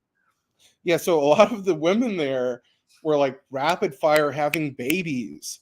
Like, so you would see a young couple that's like, late 20s, early 30s, like me, and they already got like 5 or 6 kids. Oh dear. The people at the house church that I was attending, the couple there, they had a litany of children. Their oldest child was 10, and their youngest child was a baby. And in between that, you had a 2-year-old, a 4-year-old, a 6-year-old, an 8-year-old. So that's like I'm sorry, but this is I hope this isn't I hope it's inappropriate. But the times in my life when I spent when I lived in what would you call it, like traditional or like Muslim dominated communities, that was kind of a thing that a woman would have a baby almost every 2 years. And if they weren't, and that's how also, I mean, so there was some family planning, because there wasn't any, then you could have a baby when you still had, there wouldn't be the 2-year split. But I remember when I was teaching in Gaza, this is one example. that there were several families at that school, and literally there was a kid from that family. There was like a 2-year gap. So it'd be like 6 or 8 kids, and it'd be like a 2-year gap almost to the kid between all these kids. So that was some sort. So somehow that became a rule. I don't know if it was because of just the it takes a while for the woman to recuperate or whatever that is, but somehow it became like this norm that there should be 2 years in between. So I guess it'd be like a year, so like probably a year. The baby would have to be a year. It would be around a year then before you started to do whatever it was that you were doing. But I don't know. I never had birth control conversations, particularly. Yeah, there. that's what was. That So, was. and Yeah, that was. yeah, so- and that was- yeah. Yeah, that was. But what was they must have quite a bit of money then. Or are they really frugal? Because they're living in LA and they're having like 6 kids. Yeah. Because not to reveal what company. Let's say that the person who I'm referencing, this person's wife, was an executive for a prominent soft drink company. Let's just say that, and the husband was a stay-at-home father, and they were homeschooling the children. And the husband was But still, homeschooling. if you're having babies, if you're having 6 babies, you're still having 6 babies. You have to have some, Yeah, it takes a bit of a toll. Yeah, they had one of the even though it's the man, if it's the husband who's staying home with them. right, apparently one of the people that was in the house church was also their babysitter, and there was this young person who had. I mean, this young person had serious. Like, I told my CI, I was like, that person doesn't have quote unquote mental health issues. This person actually has severe mental illness. But that's a different story for another time. Because there was a lot of that. It seems like it's this place, and it's about basically kind of like, I don't even know if it's conservative values, but just like that it's a place they go that's Christian. So the guy the person who's talking is obviously using, he's weaving in and out. He's using the Bible and that discourse. But it seems that it's attracting people who are in their 20s and 30s who want to it's a place for them to meet somebody who's also serious about meeting and having a family. So it's really interesting, like the core, like I'm sure there's still the 10 commandments and all that perhaps, or, whatever, what would Jesus do? But it seems interesting that like the core, like the practice of this is like the nuclear family from like 30 years ago or something. Yeah. Really fascinating to me. And it's not surprising. It's not surprising at all. The idea that people like to pair up. Yeah. That it's good for people to pair up. Not that you have to pair up with the opposite sex, but it's good for people to pair up.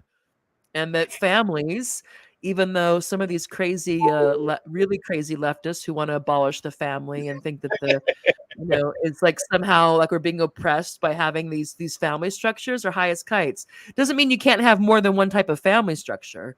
But this idea that somehow we're better off if we're not coupled up is, or if we have like a throuple or polyamorous or this, that, and the other, or just getting our itches scratched and it never becomes more than that. I think that for most people, I mean, for some people it can work out. Maybe you have like the lifelong bachelors or bachelorette always sounds young. But most people, I think we're finding out, especially if they get into their late 20s and 30s and they really they've never had any kind of pairing up. Very bad for them, bad for society. Oh, it is, because I definitely interviewed and sort of, because I don't want to. Well, fuck it. I befriended. You have like a really rich, friend life, and what I'm not saying that everybody is that way. There are people who don't need that, and they're fine. But I think like the average person needs to pair up. Yeah. There is that strong inclination towards pairing up, not just simply in a romantic sense, but also, they would all be like, okay, yeah, let's go hiking, let's go bike riding, let's go. Well, we're social animals, most of us. So right, yeah, exactly. But a lot of the people who, where that was being presented, these were people who, when I interviewed personally and got to know them one-on-one, and they would open up to me, they would reveal, that they're completely alone. And one of them, our audience is going to laugh at this. One of them admitted to me that, now I didn't ask him this, he just felt comfortable enough for me to, for him to tell me this, that he's addicted to YouTube and he's addicted to the internet. But he The specifically, same thing, yeah. yeah, he's addicted to YouTube. And I Mhm. was like, oh, okay. Oh no, he said he was addicted to pornography. And yeah, and he's also addicted On the to YouTube, yeah. right, Mm. right. And you know, and he would always be all like, yeah, let's go for a walk. Yeah, let's go hiking. Let's go. And I'm like, dude. But you know, so there is a lot of you know, there is a lot of that. You know, there you know, it's a very interesting moment in the sort of Gramsci interregnum because a lot of people have frankly forgotten how to be for lack of a better word, normal human beings.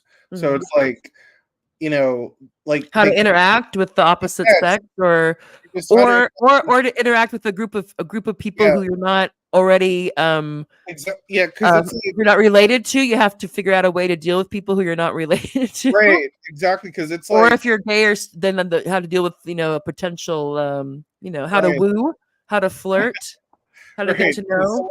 yeah, because Yeah, it's like because how to there's give how to give the signal. right, because yes, because that's what was always so funny to me about Mhm. this group because there was this all shucks kind of because it's like even though you're dealing with grown adults and they you know they have you know great careers or they may be in university and stuff like that, they didn't know how to you know like I could like call up a friend of mine and be like, hey man, let's go you know shoot some pool or something like that, but they were like they would ask like, oh, would you like to go for a walk, would you like to go, like it was just weird, it was just It like seemed they had a test that they had to do. Like, I have to ask 2 people this week yeah, to, exactly. but and you should have gone with them on the walk, Tony. No, I did, but Okay, good. I was I gonna drew like, a you're line. mean. Yeah, no, well, Like, I you drew have like some sort of serial killer vibe. no. I drew the line when you know they were all Some like, yeah, when they asked me to go watch Dune, and I was like, oh, I don't really like Dune. You know, the movie Dune that Mhm. came out a few months ago. But they were really big on sort of, and I didn't, you know, that kind of, you know, on a personal level, that you know, that's cool and all, but like going to the movies and hiking and all that stuff, I'm like, okay, what am I, 12? Like, you know what I Dude, mean? Like, what's wrong with going to the movies and hiking? no, I'm just saying, like, You don't go to the movies with people? well, I mean, are you gonna go I in? went to the movies with 2 I went to saw Dune with 2 people. What are you saying? What are you saying No, about I'm me, just Tony? saying. I mean, like, okay, so like one of them, like It's this like they person, asked you to go, like, go get, like, matching friendship bracelets or something. that's no, but that was kind of like the, but that was kind of like the, You that wanna was go kind get of ice cream? yeah, no, well, that's actually a funny thing because yeah, they actually was like, let's go get ice cream and stuff like that, and it's like, okay, you know, I'm a nice person, right? Like, yeah, I can go get ice cream once in a while, but then when I was all like, okay, anybody want to go to a bar? That's when they were like, eh. So Well, they're walking there. Well, if they're trying to leave a certain lifestyle, why would yeah, they I wanna get go to a that. bar? Yeah, I get that, but it was just like there was also Maybe this. maybe you need to have a drink to relax, and they don't, Tony. No, yeah, and that's fair, but I think there was also I'm busting your balls now. yeah, I think there was also this I was sense like, of, like, I'm all for judging people, but I'm not gonna judge people for asking people to go to a movie. well, Just no, like but no, but you had to have you had to have understood their context with it. It was like because it was like okay, like all these people are grown adults and they're like, let's go to a movie, but there was this like asexual quality to it, and I could never really feel comfortable in that because it's like, you know, I tell funny jokes, I'll tell an off-color joke, you know, I'm not asexual, you know what I mean? Like But there's how are you saying they're asexual when they're having all these because kids? because because like because So like this is a different group. because there was no there like it was like being with little kids. It was like there was no adult atmosphere. Like there was no adult emphasis. Like So there you're was saying no it seemed too sanitized? It seemed yeah, there seemed was no too like yes, G-rated? yeah, exactly. Okay. It was very G rated. There was no adult you know, adult jokes, adult conversation, adult atmosphere, adult it was like being with a bunch of fucking adult virgins who were like mentally children. No, I don't know. Okay. It's a long story. Trust me, it's So I funny. went to this church and they asked me to go see Dune, and I was like, I'm out of here. Yeah, because it's like, okay, so like one of them would like go dancing with my CI, and my CI likes to go dancing. I'm not going to reveal the gender of well, my CI would like to go dancing, and this person would go dancing with my CI, and I would ask my CI, I'm like, wait a second, like, I was like, this person doesn't try to, maybe flirt with you or try to, pick up anybody at the cool dancing place. And my CI was like, no, like this person is just like content to just be a sidekick and just, just be, a grown, I'll just say a grown man and just fucking like just be content to be a grown man and be a asexual sidekick. Like just Okay. do you understand what I'm saying? Like, Yeah. let me put it to you like this. Like, okay, like if you take me to a salsa club, Tara, do you think I'm just going to be content to just be a sidekick? You know what I mean? Like, do you think I'm just not going to try to pick up a woman or dance with a woman? You know what I mean? Like, Okay. that's weird. Like why even go? Like, you know what I'm saying? Like, why even go? Why even go? Like why even go? But that was, that was kind of the vibe. It's like the people who what was like people who used to say they bought Playboy for the articles or something. Yeah. Yeah, it was a very. I did it for the articles. Yeah, it was a very. Yeah, and maybe they were good articles. I know. I never read Playboy, so Hey, I just remember that. I must remember hearing that a couple of times. I don't know if it was in comedy or in something about that. Yeah, that was definitely a trope. No, and it's just like it's kind of yeah. No, I get what you're saying because it's kind of the thing that the people who I know that there's people who will decide they don't want to drink anymore, but they still want to hang out with their friends, and so they'll go out with their friends, and it's like there's something about it's different being at a club at like 2 a.m. when you haven't had anything to drink and you're around people who've been drinking for like 4 hours. It's fine if you don't want to drink, but then why are you going to these places? I get kind of what you're saying. Yeah, Yeah, but there was also like this like they also had a very, and I know, people are going to say, well, what did you expect, Anthony? They were Christians, but there was also like this very Christians can get down. Well, no, there was also, they also had a very narrow-minded sort of like, they had a very Orthodox, narrow-minded sort of, they didn't allow any sort of different interpretation of like scripture, and, they wanted to just, be like totally by the Bible speak. Yeah. And there was a lot of contradictions, but I would talk about this with my CI and see what my CI would say when I would point out, like, okay, well, you guys definitely deny the world. And my CI would tell me, no, we don't deny the world. And I was like, no, you guys do. I mean, like, and by the world, you mean the body, or the body, but the body, but then also, secular life and stuff like that, kind of living like, you're kind of like bubble boy or bubble girl at that point. You know what I mean? Like living in a bubble. You know what I mean? So it was interesting to always get my CI's opinion when we would have our personal one-on-ones, but like, but how it ties, but they were also Christian Zionists. That's actually, God. Yeah. Okay. Well, okay, so with my CI that, I was like, now this was in private. I was like, Hamas, I was like trying to detail the situation, and my CI was like, no, Hamas is a terrorist group. I was like, well, is every Muslim a fucking terrorist group to you? Like, exactly that's exactly what I said.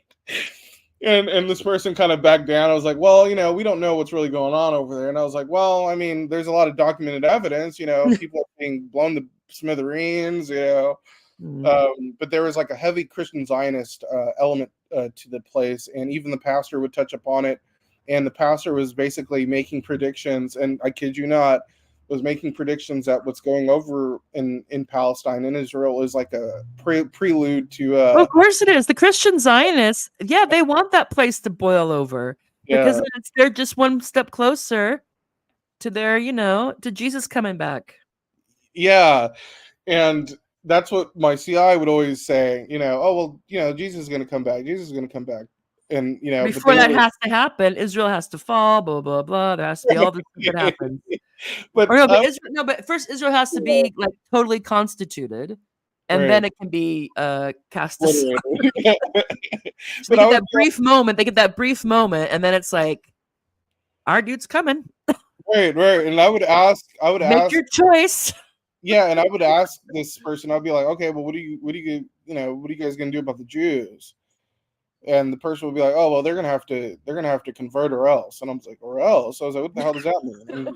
And this person would be like, oh, well, they're gonna go to hell.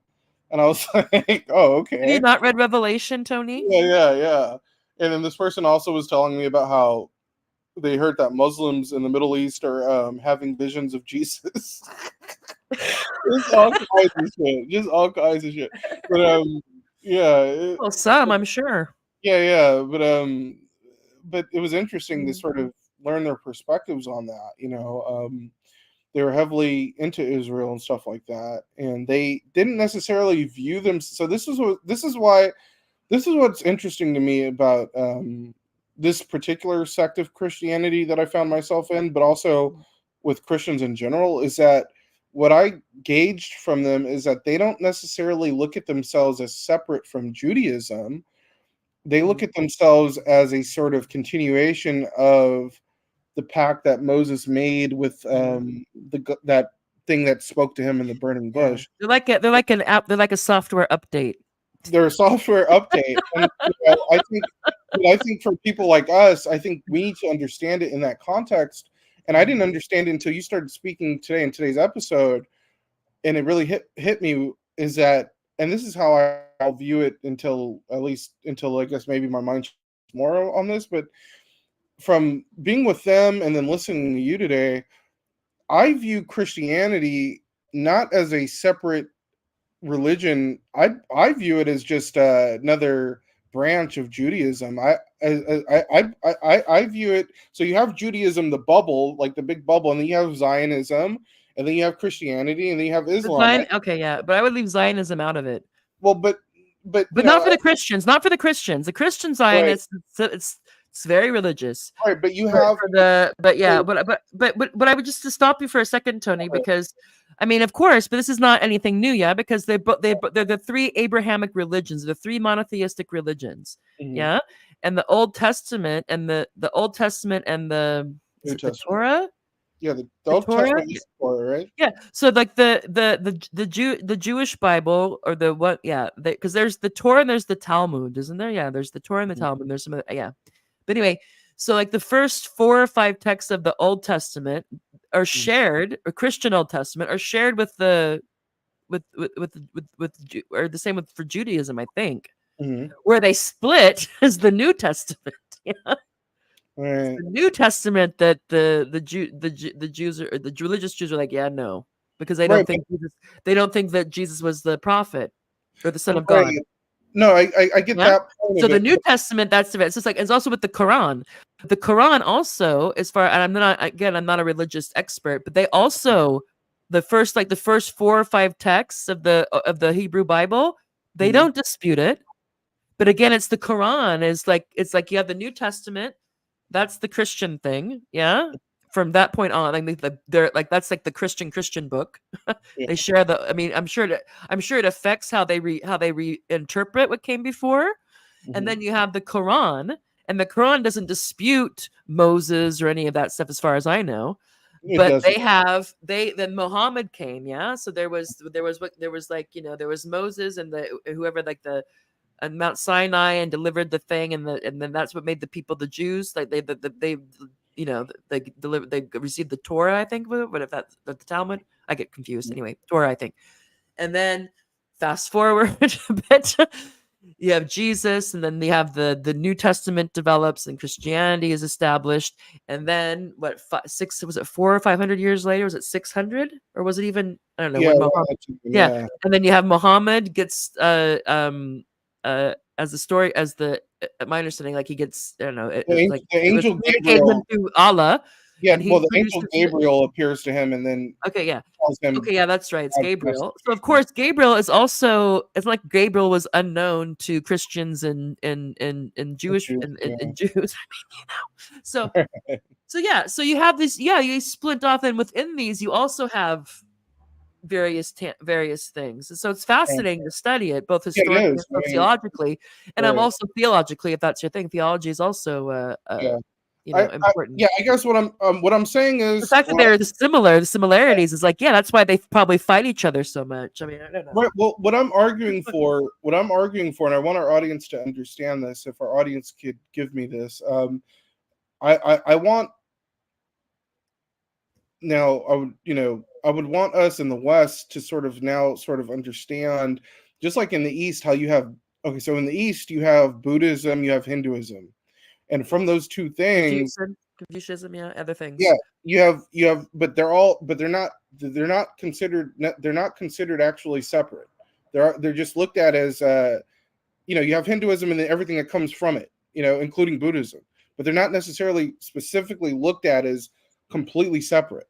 Where in the West, I would challenge you on that. Hinduism and Buddhism are not. No, but okay, well, they're not monotheistic. No, I mean they don't. Yeah, they're not. But they, like, if you listen to, let's not talk about things like we know for sure. If we don't, I think it's important to be like my understanding, or No, my point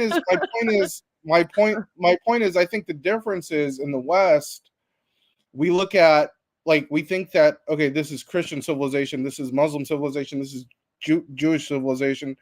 My point is that I don't think we should look at it like that. I think we should look at it as this is Jewish civilization that has been transported and transmitted into different sects, but it's still intrinsically Jewish, a Jewish sort of religious origin. No, but yes, an origin. But if they're using the same book, they believe they're using the same words, they're using the same mythological creatures like angels and the same. Well, no, I mean, I think we have to be careful because the way that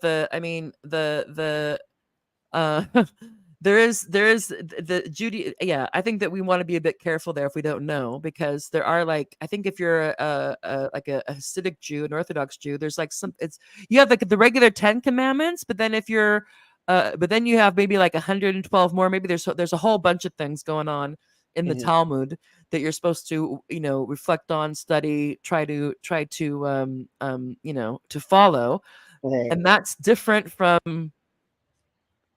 So I think that, yeah, obviously there's similarities, but I don't want to get too in the weeds here because we're not religious experts. So just make your point, and then we have to wrap up because I'm going to fall asleep.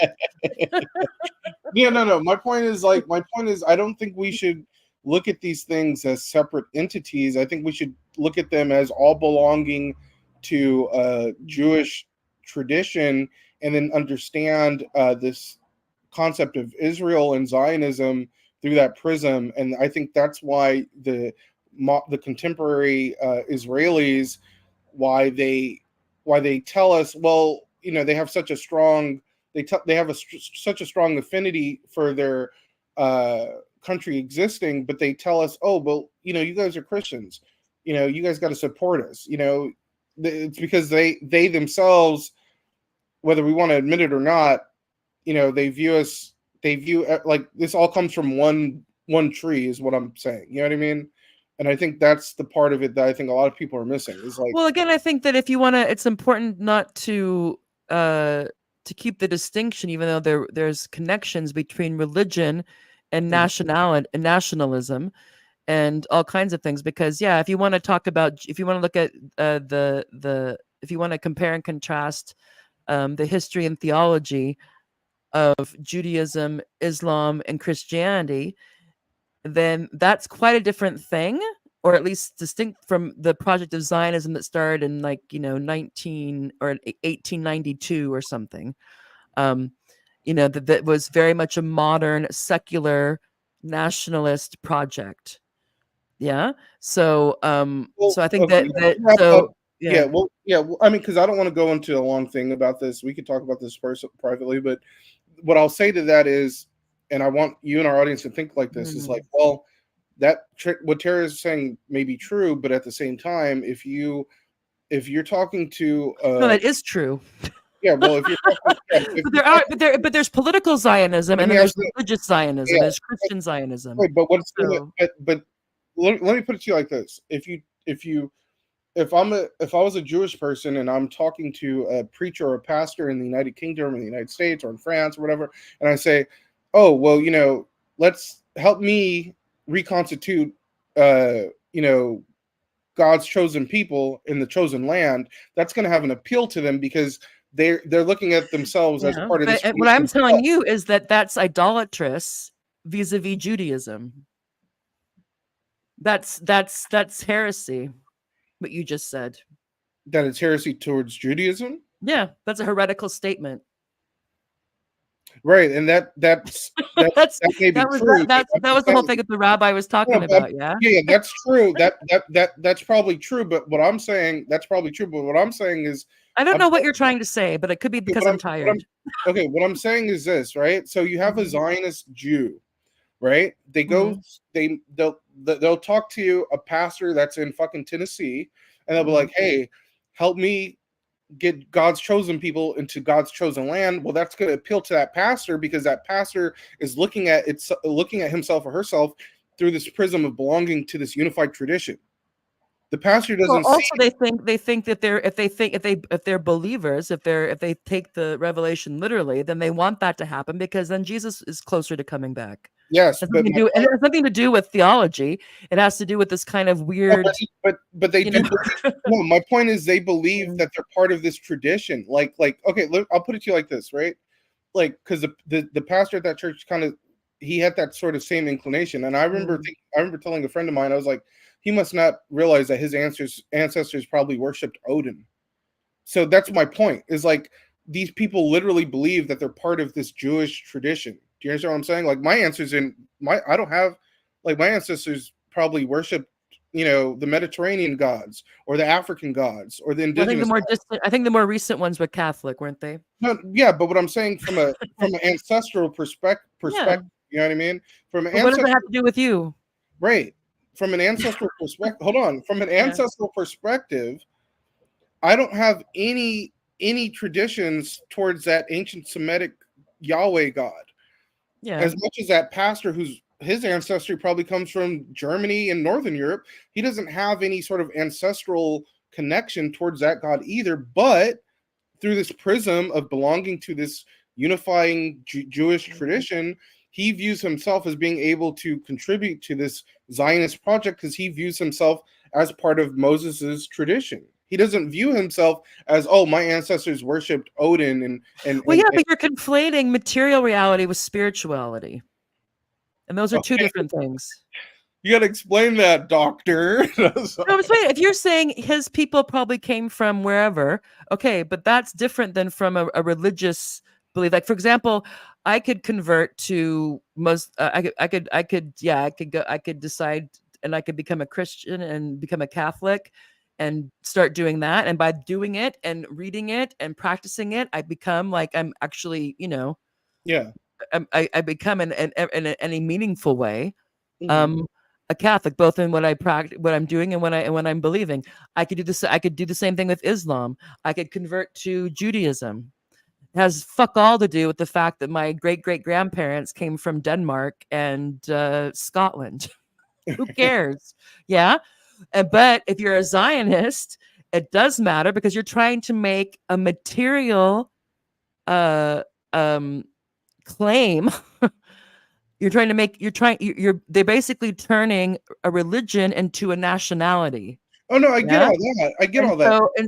I kind of get what you're saying, but we'll just have to table it because obviously there's similarities, and there's a reason why they call it Judeo-Christian civilization. Yeah, because of course there is. That's what I'm saying. Yes. They have the thing, but in terms of what that pastor meant by it, and in terms of why there's Christian Zionists those who really literally believe that soon. They don't think it's like a metaphorical or spiritual transformation with Christ and with the Holy Spirit and all that. They actually think that there's going to be a Christ that comes down. And they want that to happen. So of course they'll act in this material realm, politically, whatever, to bolster Israel, because they think that that's what they're supposed to be doing, because of course they should be doing what they can to help to, I don't know, that makes them think they're a good Christian, to try to set the chessboard up to where Jesus can come again. But that is a very different, that's I don't see, I would hasten to associate that with any kind of serious Judaism. That's what I'm saying. But let's think about that some more. Okay. And we can talk about it again, because I'm just kind of loopy and tired at the moment. So I'm No, I get you. It's like what, 4 a.m. over there? No, it's not 4 a.m. It's what is it? It's 1:20. Oh, shit. Yeah, but we've been going for 3 hours and 37 minutes. Most Right. of it's serious stuff. And of course, I want to tell everyone that Tony is not an expert in these religions. Either am I. Okay, I have read by Karen Armstrong. I have, taken a sociology of religion class. I do know a bit, but not a lot, to be able to really get into the nitty gritty, to have like a theological discussion about the connections and disconnections between these three Abrahamic faiths. Although I think it's fascinating. Anyway, Tony, anything you want to say before we wrap up our marathon TNT, Tara and Tony and Tara, Words with Symptoms podcast? No, I have nothing else to say, because my mind is marinating on so much that we spoke about, and hopefully our audience feels the same way. And to that, I'll say goodbye to everyone. Yeah, go catch a movie. Go watch Dune with your friends, with your with your house church friends. Yeah, let me go. Man, I can't believe you said no. I don't like Dune. I don't. Dude, you should try it. All right, fuck it. Wow. You should like it. Timothée Chalamet, yeah, he's all the thing. No, I enjoyed both of them, and it would be fun to. There's a lot of religious. Yeah, I think that's why they like religious overtones, and also political overtones, and all kinds of overtones and undertones. So, call up your friend, your house church friend, and they're on Netflix now, or maybe Amazon. I don't know. So you can throw Jay Bezos some money. Nothing he needs it. Anyway, take care, Tony. You too, Tara. Bye. All right, so time to wrap it up. So this has been another Morbid Symptoms podcast, and we talked about Stanley Cohen's article that came out in Counterpunch today, where he talks about the case that he's defending. Anyway, he's the attorney for the rabbi who is suing Rapano municipality, trying to get them to remove the Israeli flag. We talked about that and what it shows and what it reveals about the fractures or the distinctions or the conflict between Zionism and Judaism, in particular ultra-Orthodox Hasidic Judaism. Then we shifted gears. We talked about the kerfuffle over the Disney Star Wars Acolyte episode and how they changed the origins of the Force. And we finished up with Tony talking about his ethnography into a kind of a, what he called, he called it evangelical or charismatic Christian church, but they present themselves as non-denominational, and how it seems that a lot of people there that they're predominantly in their 20s and 30s, and they seem to be individuals who are looking to meet up and settle down and have the kind of the nuclear family life going on. And that is it. So we'll see you next time. Thank you, and please like, subscribe, forward, share. You can buy us a coffee if you want to help us out, and I'll see you next time. Bye, everyone.